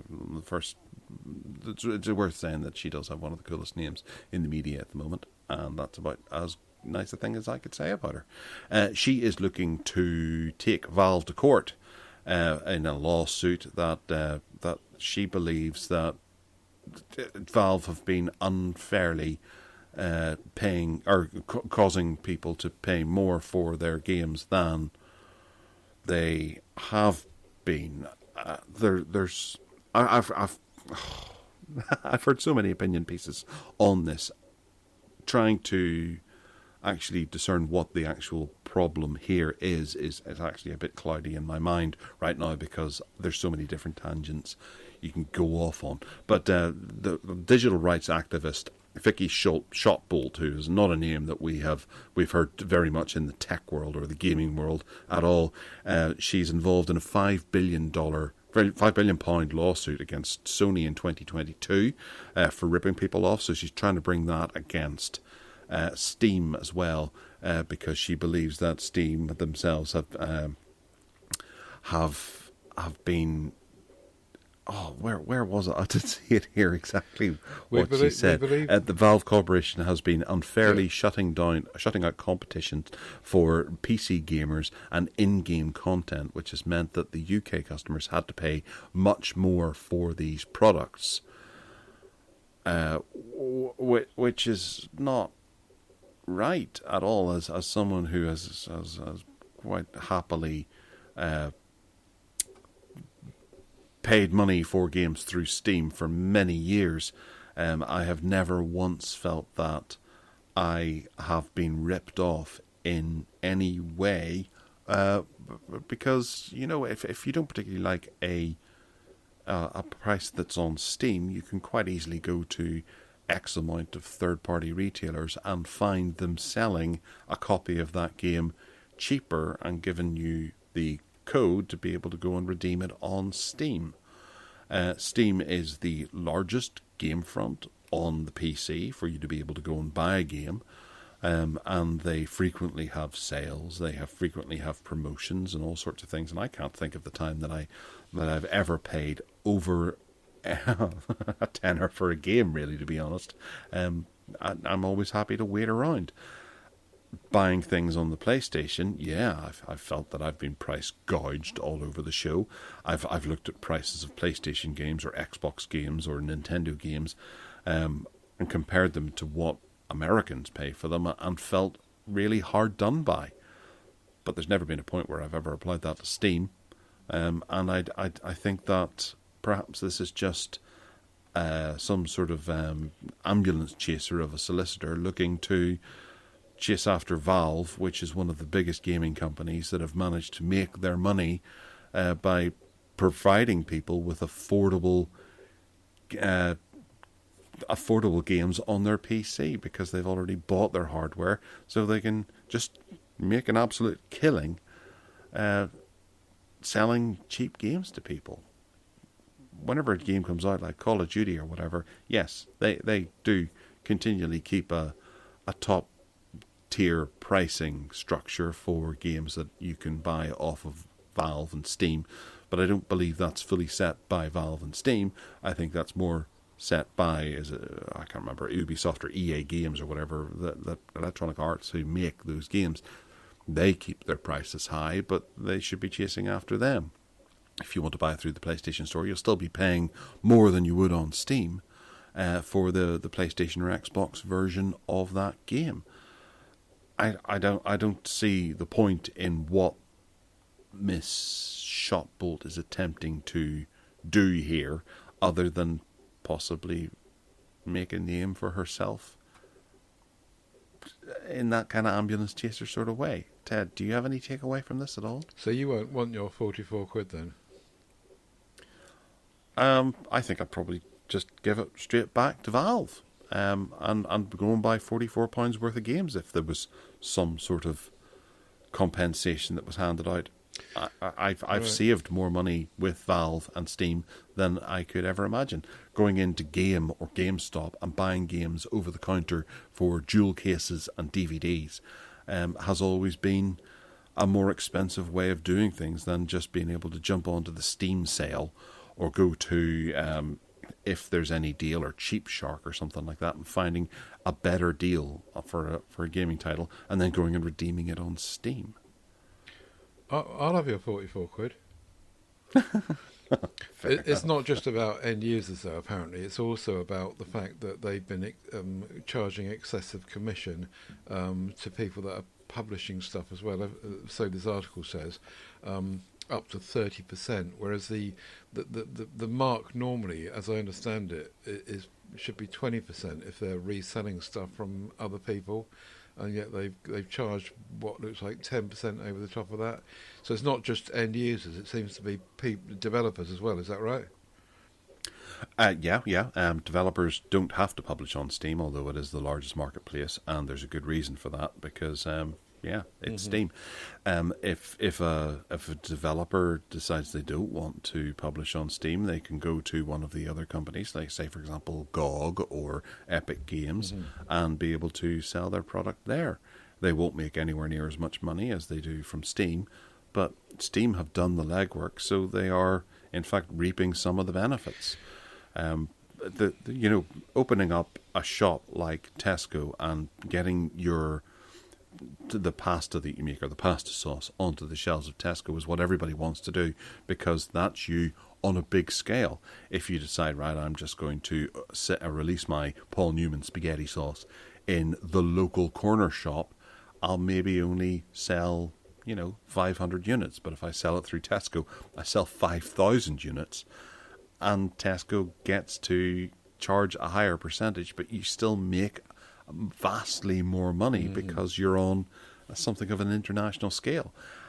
And Tesco has to charge that higher amount because they've got lots of stores and lots of overheads. Steam's the same. Steam has massive amounts of stores or massive amounts of overheads. I go into Steam, I click on a button to install the game downloads exceptionally fast. And Steam has to cover the bandwidth for the billions of people, the billions of downloads that they get every month. That's not achieved by just, selling games with a minimum amount of commission as possible. No, Steam's the biggest storefront, and I believe 30% is pretty much standard across the tech world. Amazon charges 30%. Apple charges 30%. Google charges 30%. I thought it was 20%. Okay. I think it depends. Okay. If you're just starting out, I think it's 20%. But once you hit a certain level of sales, then they charge 30%. Okay. I'm not up to date with that. Okay. Yeah, Steam does that. That allows other companies like GOG to be able to go, right, well, we'll charge 20% or 10% if you sell it through us. But, Steam will demand that you don't sell your product cheaper on one of those other stores.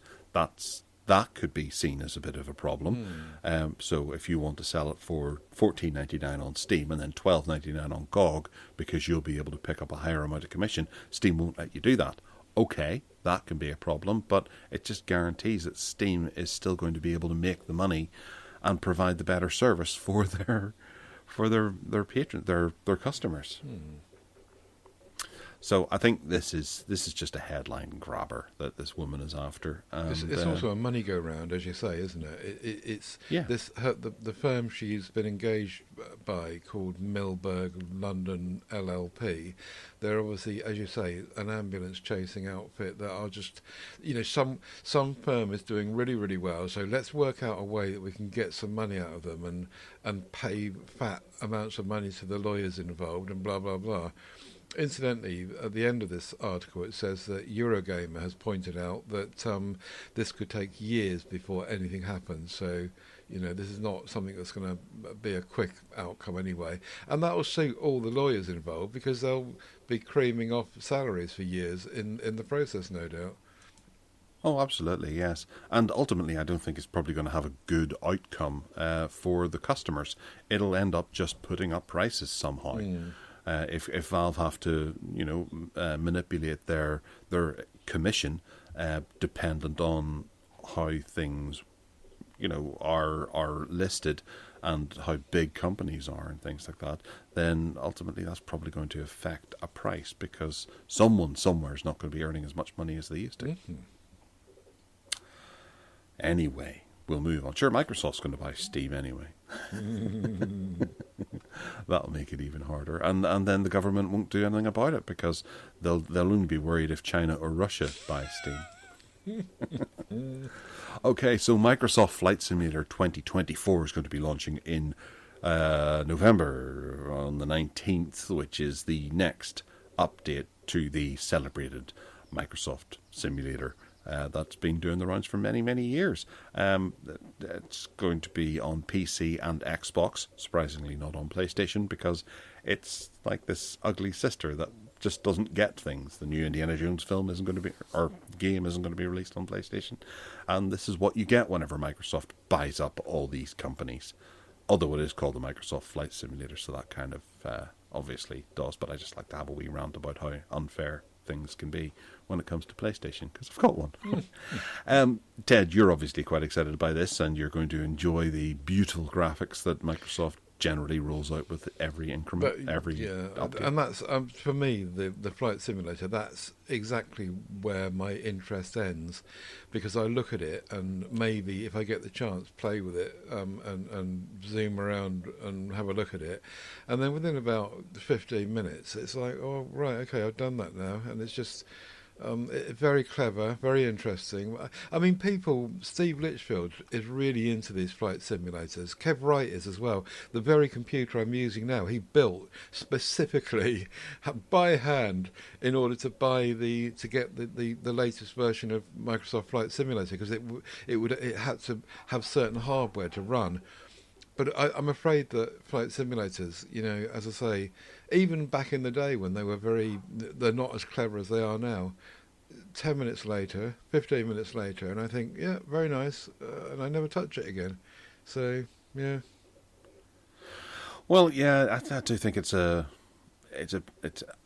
dad's hobby, I think. I remember having Flight Simulator 4 on my old Amstrad PC and having great fun with that, flying around San Francisco with its blocky polygon graphics. Mm-hmm.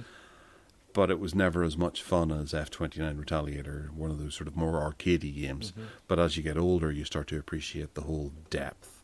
And given that it's becoming so photorealistic that it's almost scary, you can't actually tell what is the difference between Microsoft Flight Simulator footage and real footage. If they were to stick this into a low-budget action thriller on Netflix, you'd probably be none the wiser. Yeah. It is very clever, I do agree. Yeah, and being able to achieve that is pretty fantastic. Simulators are... It's crazy, how laborious some simulators can be. I was playing Power Wash Simulator on the PlayStation 5 quite recently, and I just thought, what a ridiculous thing I am doing. And 4 hours later, I'd finally finished cleaning a house. And I had so much fun doing it. It was so satisfying seeing all the dirt come off. And I didn't have the arm or backache that I usually have whenever I do my own driveway. So I'll just do that instead of the driveway. The Power Wash Simulator. Yeah, give it a go. You might actually quite like it. And I can imagine that other people are going to get that whole thing from it. I know Steve loves his planes and things like that, and this is just absolutely on par for what he should love. I love driving simulators, and Gran Turismo is one that I've always gone to, although I haven't got the most recent one because it's a bit too expensive. I fancy Forza, but it's not much of a game. It is just I love a driving experience. It's a whole boys thing, isn't it? Boys and transport, and boys that haven't grown up are into anything to do with transport. I find that's a rant for another day. Yeah. Well, you get Train Simulator, you get Euro Freight Simulator. There was the zombie apocalypse simulator as well, where you can drive a truck through zombie infested world. Yeah, it is. It's just let's have a go and see what happens. Take any career and you can make a simulator out of it. Binman Simulator, Civic Amenity Employee Simulator, I think it is actually. But as someone said to me the other day, are there any bin women? Do you ever see bin women? No. Refuse technicians, operators. Yeah. All right, moving on to that's the name of the game over. We're going to flap your trap about an app, and AC/DC, which is a name from yesteryear, to be honest, for me. ACD being letters and then CSEE being the word, was an old graphics package that you used to be able to view your images in on the computer years ago, but they're still around, and they've released AC/DC's Photo Studio Ultimate for Windows, which is now hailed as one of the best alternatives to Photoshop. Ted, have you had a go with this? No, I've never heard of it. Oh. But I have heard of Adobe, and I've never been able to afford any Adobe products, frankly, and I didn't feel justified in charging the firm I used to work for to actually buy any of the products, because there are just other ones that do it as well. This one, I thought you might be interested in the educational angle, because you've got kids at school, or a kid at school. And be able to say, but if you've got no experience of using AC/DC anyway, then so be it. Now, when I posted this story in the group this week, I got a reply from Chris Kelly in the group, who said, don't forget that Adobe has included in its terms and conditions unlimited usage rights to any work created using its products. It's absolutely disgusting, and it's corporate theft. Ooh, so wow. That means that if you, as I understand it from Chris there, if you use an Adobe product on your computer and you create something, then you don't have the right to use it. Adobe retain the rights to anything you create with it. How nuts is that? Even more interesting, therefore, that AC/DC are saying we're coming in without that kind of thing, and furthermore, we're going to into the education sector. To all K-12 and higher education institutions, presumably in America. What does K-12 mean? Do you know? No, I don't know. Probably Key Stage or something like that. Or... so some higher education institutions, anyway, they're going to just give it away and let people use it. And it sounds like it's it's a good thing by what Chris is saying. Don't use Adobe products if they're being naughty like that.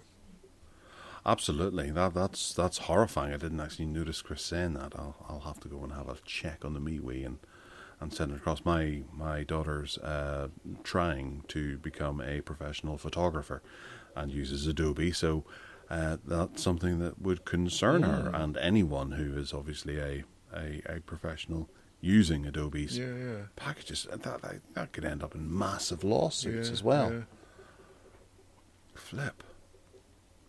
That's really worrying. It's almost like someone at Google was to turn around and say, all your photos that are on Google Photo are ours, not yours. Yeah, exactly. Jeepers. There is that argument going on with Bing Image Creator, isn't there? So I'm merrily making images to use in the magazine I'm an editor for thinking to myself, it's okay to use those because there's no copyright issue. But actually, it could be Microsoft that owns it at the end of the day, and they might prove that later on, and then I'll have to pull every image that I've ever created and published out of the magazine because it'll be their copyright. But yeah, it's kind of a big issue. And it's probably got some sort of algorithm so that they know exactly where it's been used, how long, and for what purpose. Yeah. And then they'll be able to charge you for that. Yeah. And just be able to send you a huge invoice in 10 years' time. Yeah, yeah. for everything and bankrupt you. Exactly. Naughty, naughty. Yeah, quite right. Oh, Microsoft. Right, moving on to 7 reasons why Microsoft Photos has evolved to crush everything or every other Photos app. So, yeah, Microsoft Photos is one of the best photo apps out there. Yeah. Ted, I didn't even remember that on my computers, my Windows computers, I've got a thing called Microsoft Photos. So this morning, when I was kind of looking this up, I thought, right, I'll fire it up and have a look then. And so sure enough I did, and sure enough there is this new interface going on, and they've integrated a bunch of the stuff that we're seeing from Samsung Gallery and AI-driven Google Photos and blah, blah, blah, the usual thing. Everyone's copying each other. They've done a deal with Samsung so that the OneDrive, anything you upload from your anything you upload from your gallery in your Samsung phone can be uploaded to OneDrive. And if you've got Microsoft 365, you've got a terabyte of storage still to do that with. You can import photos from various sources into this Microsoft Photos app. I had no idea about that. You can blur or remove a background, which is very, as per the previously described, everyone else is doing. You can create a professional background to your photographs, again, the same as everyone else is doing. Eye-catching videos, the video creation tools in there look as though they're very interesting. Actually, I did use that once upon a time because I had to chop a video in half, if you remember, and so I did actually use that at the time to do that with. I had to chop out something or other, I can't remember now. Edit your images in no time, so they're making it quicker. And and they've obviously done a deal with Apple as well, because they've got a hookup with iCloud going on. So there's all that stuff going on. I did look at it this morning and I thought, yeah, it does look very pretty, and they've obviously done some work with it. But it takes a XDA developer article for me to even point out that it exists. It can't be that great, can it? No. Well, it is something that everyone has eventually moved away from. I do remember using the Windows Photos application for quite some time, actually. I did quite like it and got to know it quite well. But there was something that happened that it maybe just started crashing, or it was becoming a wee bit too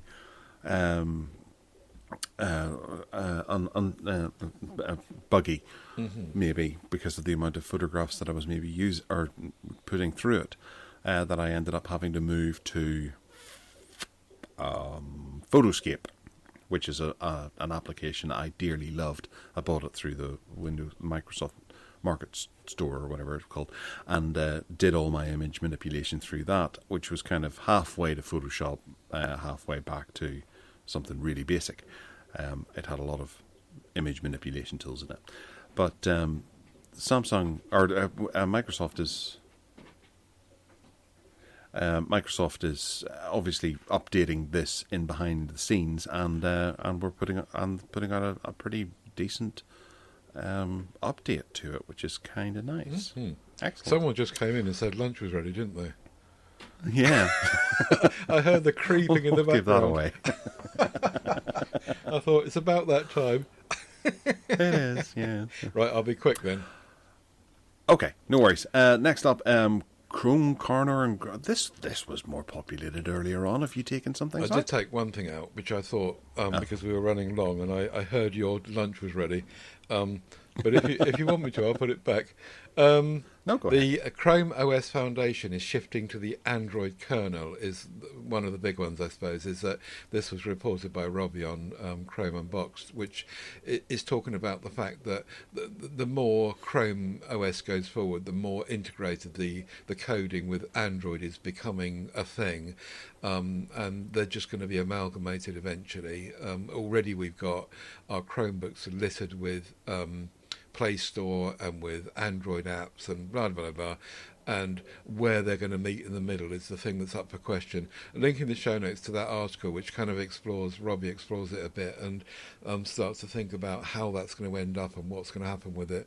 And the other article, the other Chrome thingy is not really a Chrome thing as such. It's actually, this should have been in the phone section, but anyway, the recorder app, it has been improved in the Pixel devices at the moment, just this week, because there was a feature drop, and it does actually, the more they do with this, the more impressive it gets. They've got transcribing stuff going on from the recorder app, and if you've got a Pixel phone, you'll know how good that is and how you can use that. And one of the features they've added now is that you can upload transcribed and summarized scripts from anything you've recorded, any meeting or lecture or whatever you've been to.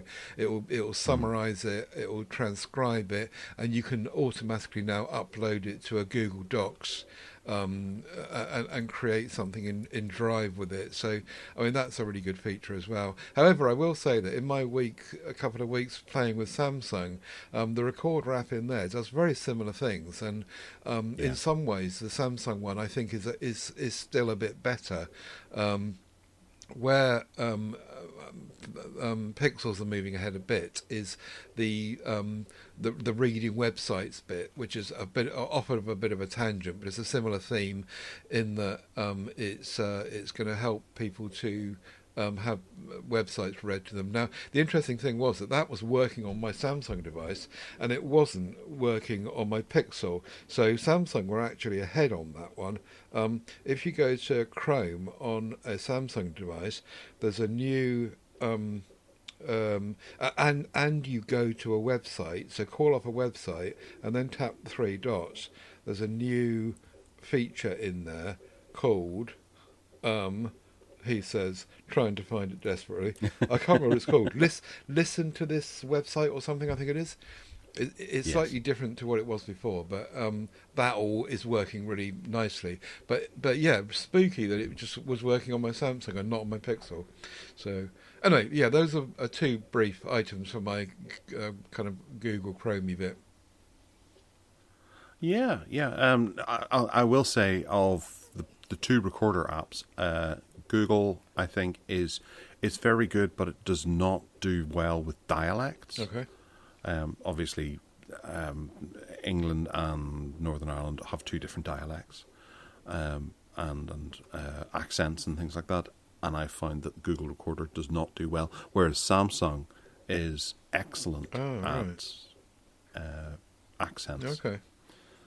And I've used it a couple of times here and had flawless transcriptions, whereas Google has not been flawless. Oh, right, I didn't know that. But then I've got a very ordinary voice without an accent, I suppose. You do, but you live in Wales, so if you were to walk around Wales and try and record people there, no, but it's worth noting because they have a very thick accent as well. So it is sort of targeted at, a London accent would do very well in the centre of London with Google. Yeah. But yes, cool. But I was impressed with what Samsung were doing with their recorder app as well. So check that out if you've got a Samsung, anyone. Yeah. All right, the bargain basement, where we're going to start with this one. Yeah, that'll do. This is the TP-Link AX 1800 VDSL whole home mesh Wi-Fi 6 router. And it's Wi-Fi 6. That's made by TP-Link, which is great. The Deco M6, I think it is. This is reduced in price from £130 down to £60, which I think is an absolute steal. There are other variants available as well. You can get the AC 1900 and the AX 3000 for around about £140 for the 3000, but the AX 1800, which is fine for most people. That standard house will really benefit from this, having it plugged in. It's a dual band. It's got 4 gigabyte LAN Ethernet connectors on the back. Connects up to 150 devices, which is a really large amount, considering that I think the one that I got from Virgin recently does 40, which is terrible. And if you have a couple of Alexas, a couple of tablets, a couple of phones, a couple of laptops and things like that, before you know it, you're done. And you'll have errors and things finding it difficult to connect because everything else is connected. You've got super VDSL 2 speeds. It's got Home Shield security, whatever that is, built into it, and it works with Alexa, which is quite nice. Down to 60 quid. This is a really, really good low-cost upgrade for your home network system. Then I think because it's mesh, you can daisy chain this with a bunch of other less intelligent access points on the same network and build a mesh network around your home that's Wi-Fi 6. Awesome. Half price. Very good indeed. That's a point, yeah. Quick one on a television that I picked up from some website or other, wasn't mine, I didn't find it, is that Currys are currently, PRC Direct are currently selling a Samsung S90C OLED 4K TV, which should be 1,799 quid for 799 quid, £1,000 saving. So link in the show notes to that one if anyone's looking to buy a TV, and particularly a Samsung one, and particularly a 55-inch one. and OLED, not across that short. That's inky blacks, proper inky blacks. Okay, Soundcore by Anchor. This is the Space One has dropped in price from £90 down to £65.99. It's a limited time deal, so act quickly. But these are adaptive active noise cancelling headphones, which have all kinds of stuff built into the app as well. They look good and they sound good. And I'm really tempted by this. 40 hours of noise cancellation and 55 hours of non-noise cancellation. They come in a variety of different colours, all of which are reduced down to £66. There's like a sort of sky blue, they call it, but it's like a baby powder blue, that sort of thing. And then there's latte cream, which is, well, as it sounds. You want the blue ones? I had the blue ones. You had them? Why'd you get rid of them? Because I have got too many pairs of headphones, and I gave them to my sister for her birthday, and she absolutely loves them. In fact, I'm sure that I wrote a review about them on my blog, and before we finish, if I can find it, I'll put the link in to my review, because I thought they were great, really nice, and yeah, lovely little bargain too. Yeah. I use my Q30s frequently when the wife goes to bed and I want to watch some TV. I'll use those, and I think they're excellent, and I'm looking at these as a possible upgrade to those, which would be awesome. I'd really like these. Yeah, I'll try and find that and link it up before we finish. Okay, next one is a Pixel tablet, which if you jump through one hoop, which is to join the John Lewis Club, the My John Lewis Club, you can get 100 quid off. They're now 399 to buy anywhere else, but you can get them for $2.99 at John Lewis if you join that club and put the code in. I'll link in the show notes to tell you what the code is and everything else. If you want a Pixel tablet, that's the one without the speaker. That's just the tablet. Yeah, that's a good price. It's getting updates, isn't it? Yes, certainly is, and will for 7 years, I think. All right, I'm staying on Bluetooth headphones here because my son came and asked me for some Bluetooth headphones to do a particular test that he has to do to get into school next year. And I was looking through I've got, like an IKEA tile reel? Tile reel, yeah. There's like 4 things that stick out and you put tiles on them to allow them to dry. I have one of those that's not being used. Yes. I have to be careful because we pronounce them tiles. Tiles. I had a woman over, or a friend of mine was over for a party once, a Halloween party, and she went into the bathroom and came out and said, "I loved your tiles." I was like, the tiles? Yeah, the tiles you have in the bathroom. The tiles on the wall, or the tiles that you dry your hands with. It's one of those things that now I'm very aware of whenever I speak out loud, because I still don't know whether she liked the hand tiles or the tiles on the wall, because it's the same thing but spelled differently. I have one of those, and I was looking through just the headphones that I have dangling from it, because it's my headphone store. I think it's a really cool way to store your headphones. You just drop them on that and they hang there. Great, like tiles, and they can dry out after they've been in your ears. And I found my creative outliers, which are a set that I used for a really long time. They were excellent micro USB, so I don't really use them anymore, but they're hanging there, and I do miss them. They were a really, really good set of Bluetooth headphones, so I went having a look to see if they still do them. And I came across these, which are the Creative Outlier Free Pro Bone Conductor headphones. And they're only 50 quid. And they look really good. I really fancy these. You can wear them in the water, you can wear them out running, and they beam music into your head and use your skull as the speaker. And I really think I fancy them. You can use them when you're crossing the road, and you can still hear the traffic, but still have your music blaring away into your ears. No, not into your ears. Or into your skull. Yeah. Into your brain. But for 50 quid, and with the brand of Creative Outliers on it, I think that these are winners. There's no reduction in the price or anything like that. They're just sitting there at 50 quid. And I want to pick up a set maybe at the end of the month when I get paid. Maybe. Yeah, very nice. I did try bone conducting headphones once, and they seem to work okay. Yeah, but obviously no good if you want to cut out ambient noise, because it doesn't do that, obviously. But yeah, there are occasions when you want to. So yeah, give it a go. Certainly for 50 quid, that's a good deal. The next one is the Motorola Edge 40 Neo, not the Edge 40, but the Neo, and this has been reduced from, well, originally it was 349, but more often it was 249. It's now reduced to 225, and that's a cracking little phone. It really is. The only thing missing from it, it's even got 12 gigs of RAM and 256 gigs of storage, and the only thing missing from it really is wireless charging. Otherwise, it's an absolute belter. It's not got the most up-to-date chipset, but it's perfectly good enough for 98% of users. But yeah, reduced to 225. Excellent. Comes in a couple of different colours as well. There's blue and orangey. Peach fuzz. My one's the peach fuzz. I fancied that colour and I quite liked it. It does look kind of fun. Yeah. It's kind of like a burnt orange sort of thing. But yeah, nice. Cool. Next up is Cooler Master. Cooler Master, the Master Liquid 360 litre, or L. I don't know if L stands for litre. It might do.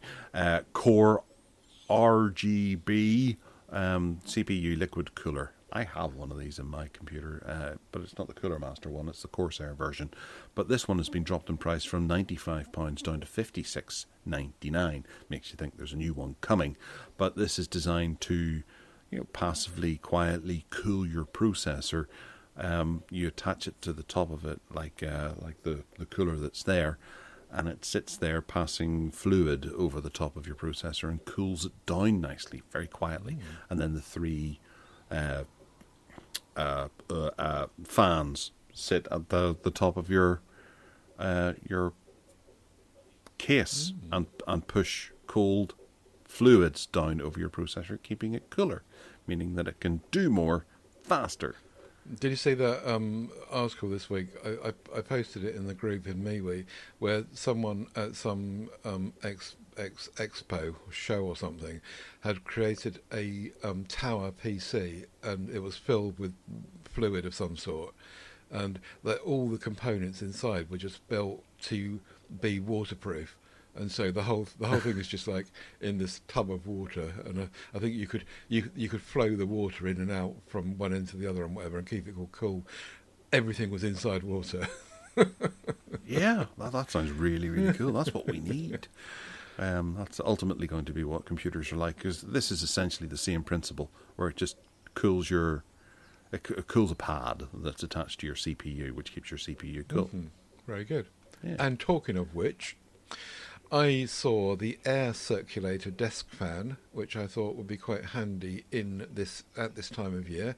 Although I have got fans really, but when I started looking at it, I started watching videos that people have posted and what it does, and it kind of goes round and round and round. It's like it's on a ball, and it circulates the air by oscillating one way and the other, back around and up and down, and it just looks like an awful lot of fun. It's got a remote control as well, which apparently a lot of people in the reviews were saying is a bit crap, but you don't need to use that.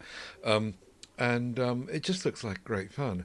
And other than that remote control, everyone else was saying pretty much that it works really well, and it has a more than just a fan, a cooling effect. It's also got a handle on it, so you can carry it from room to room. I quite fancy that, and it's been reduced from 70 quid to 50. Well, there's a video on Amazon's listing there that one of the purchasers has put up, and I'm trying to work out. There is noise in the background of the video, but I'm trying to work out if it's just noise of the video as opposed to it's a mute video, because this thing appears to be dead silent. Yeah, in the reviews, most people were saying that it was very quiet. One or two people said the opposite. It's very hard with these reviews, isn't it? But yeah, the couple of videos that I watched from those reviews, I didn't notice they were particularly noisy. So I don't know. But anyway, for 50 quid and returnable, it's worth a shot. Absolutely.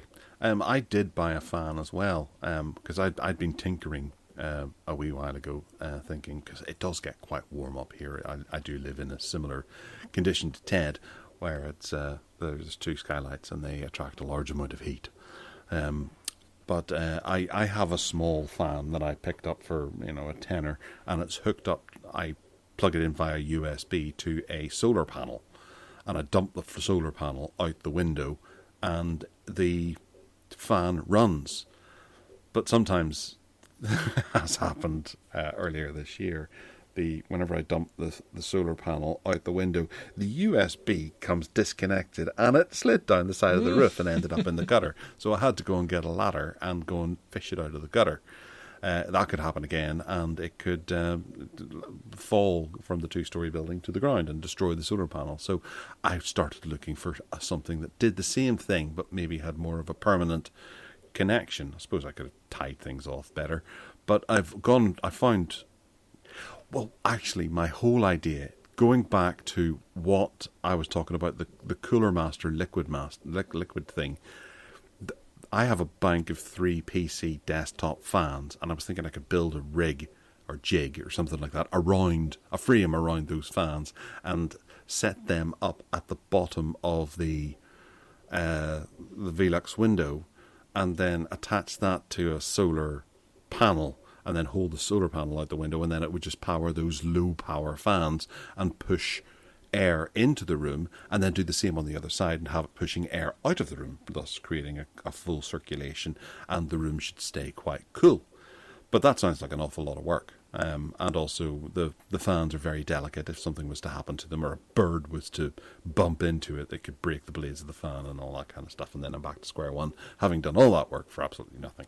So I went and had a look to see if Amazon has anything along those lines, and I found the Bolo Shine portable standing fan, which is an 8-inch solar foldable pedestal fan that has a 5,200 milliamp hour rechargeable battery inside it, plus a USB powered solar panel that you drop out the window, and it charges that battery up. And it sounded like a pretty cool design. That was something that I was kind of looking to build, essentially. What do you think of that? Can you charge it by normal means without the solar? Just plug in a USB-C charger? I think you can, yeah. From what I can deduce from the picture, it looks like the solar panel does plug into the base of the stand of the fan via USB-C, or Right. they've hidden it. So I'm wondering if it's going to be micro USB. So you don't have to use the solar panel if you don't want to then. Oh no, it's USB-C. Yeah, Yeah. yeah, So yeah. there's a picture actually there that illustrates it. Yeah, and you can take it out if you don't want to use the solar panel. You can use electricity as normal. Yeah, okay. But I like the idea of having a fan just running all day on solar. Sounds very dinky. 8-inch fan. So that's really small, isn't it? So it's very much a desk fan. Yes, and it's got a long enough lead, and it's got a wee stand that you can push it up, so you can have it blowing down on you, or you can have it sitting down and blowing up at you. You can change it around. It doesn't oscillate like the one you suggested, but I just thought I'll give that a go. It's only £37, and if anything, it folds down into a nice portable size, so it can be taken with you if you go on holiday or something like that. You can throw it in the bottom of a bag. Very nice indeed. Yeah, solar was just the thing that I thought I'd go for. Yeah, why not? I wanted to throw in one last one because you were talking about keyboards. I dusted off my version of this, which is micro USB, and I really wanted to get a new one. And I saw this one that's been reduced in price from £26 down to £24, which is the RTEC 2.4G wireless keyboard, stainless steel, ultimate slim, full-sized keyboard. I have a white version of one of these, and I love it. It's still my go-to whenever I take it with me. I've charged it 3 times, I think, inside the life that I've had it, which might be 5 years, 6 years, maybe. I think the one I've got is made by Lumsing, but it's exactly the same as this, but with a micro USB instead of a USB Type-C. So I think it's time to upgrade. Not that I really need to, but I've always loved this little keyboard, and I use it with my tablet. Whenever I go anywhere, I take it with me, and it's just dead simple, dead easy, and it's really sturdy because it's stainless steel. The pricing is a bit. You need to watch out for these deals because it's £20, and then there's a £2 voucher, and there's 20% off on top of that. So that comes down to what, about 18 and 20, about £15 or something. Yeah. I didn't want to start doing the maths there because I was talking at the time. But I just thought I'd throw that in as a really good value, isn't it? Yeah, and take it from me, this is a damn good keyboard. Chiclet style keyboard, and they've been everywhere with me to all different countries. Very nice indeed. Well done. By the way, before we go, I'll just say that I can't find my review of the Soundcore Space One, so I'm guessing that I probably didn't review it after all. Sorry if you were looking forward to that, but I will tell you that they're really, really good. Punch way above their weight, like Soundcore normally does, and they're really cute, nice in blue, and my sister's just loving them. Oh, right, okay. I actually thought you had as well. I remember reading something, or maybe linked to someone else. Yeah, maybe. Or it could be the Q10s you did. I did the Q10s and the Q45s and some other pair I had. Well, that's just not enough. You need to do more. Get cracking. Take them back off your sister, do a review, and then give them back. Okay, it's a deal. Or do it from memory. Right, okay, well, if you want to get in touch with us, you can by emailing us at gareth@techaddicts.uk. You can also find us on Twitter at techaddictsuk. You can find me on Twitter too, at Gareth Miles. I'm on Mastodon, and I'm on Blue Sky as well, because I'm in the know about these social network things. I've got my .com where you can find some of those links. Now I think about it, I'll maybe put the Blue Sky one on if I can find a nice little image for it. And Ted, where can they find you? At tedsalmon.com. That's where you'll find all the links for me, all I do, audio podcasts and MeWe groups. All the links are there. If you want to buy me a coffee, you can do that. It's at paypal.me/tedsalmon. And I tend to be on MeWe most of the time. I do Mastodon, and I've got a Blue Sky thing as well, but I hardly ever look at it. But yeah, MeWe is the place to find me. tedsalmon.com is the place with all the links. Rip, roaring, rootin', tootin'. We'll see you in 2 weeks. My God, that's almost 2 hours and 20 minutes. Uh-oh. I'm going to get my lunch. Okay, bye.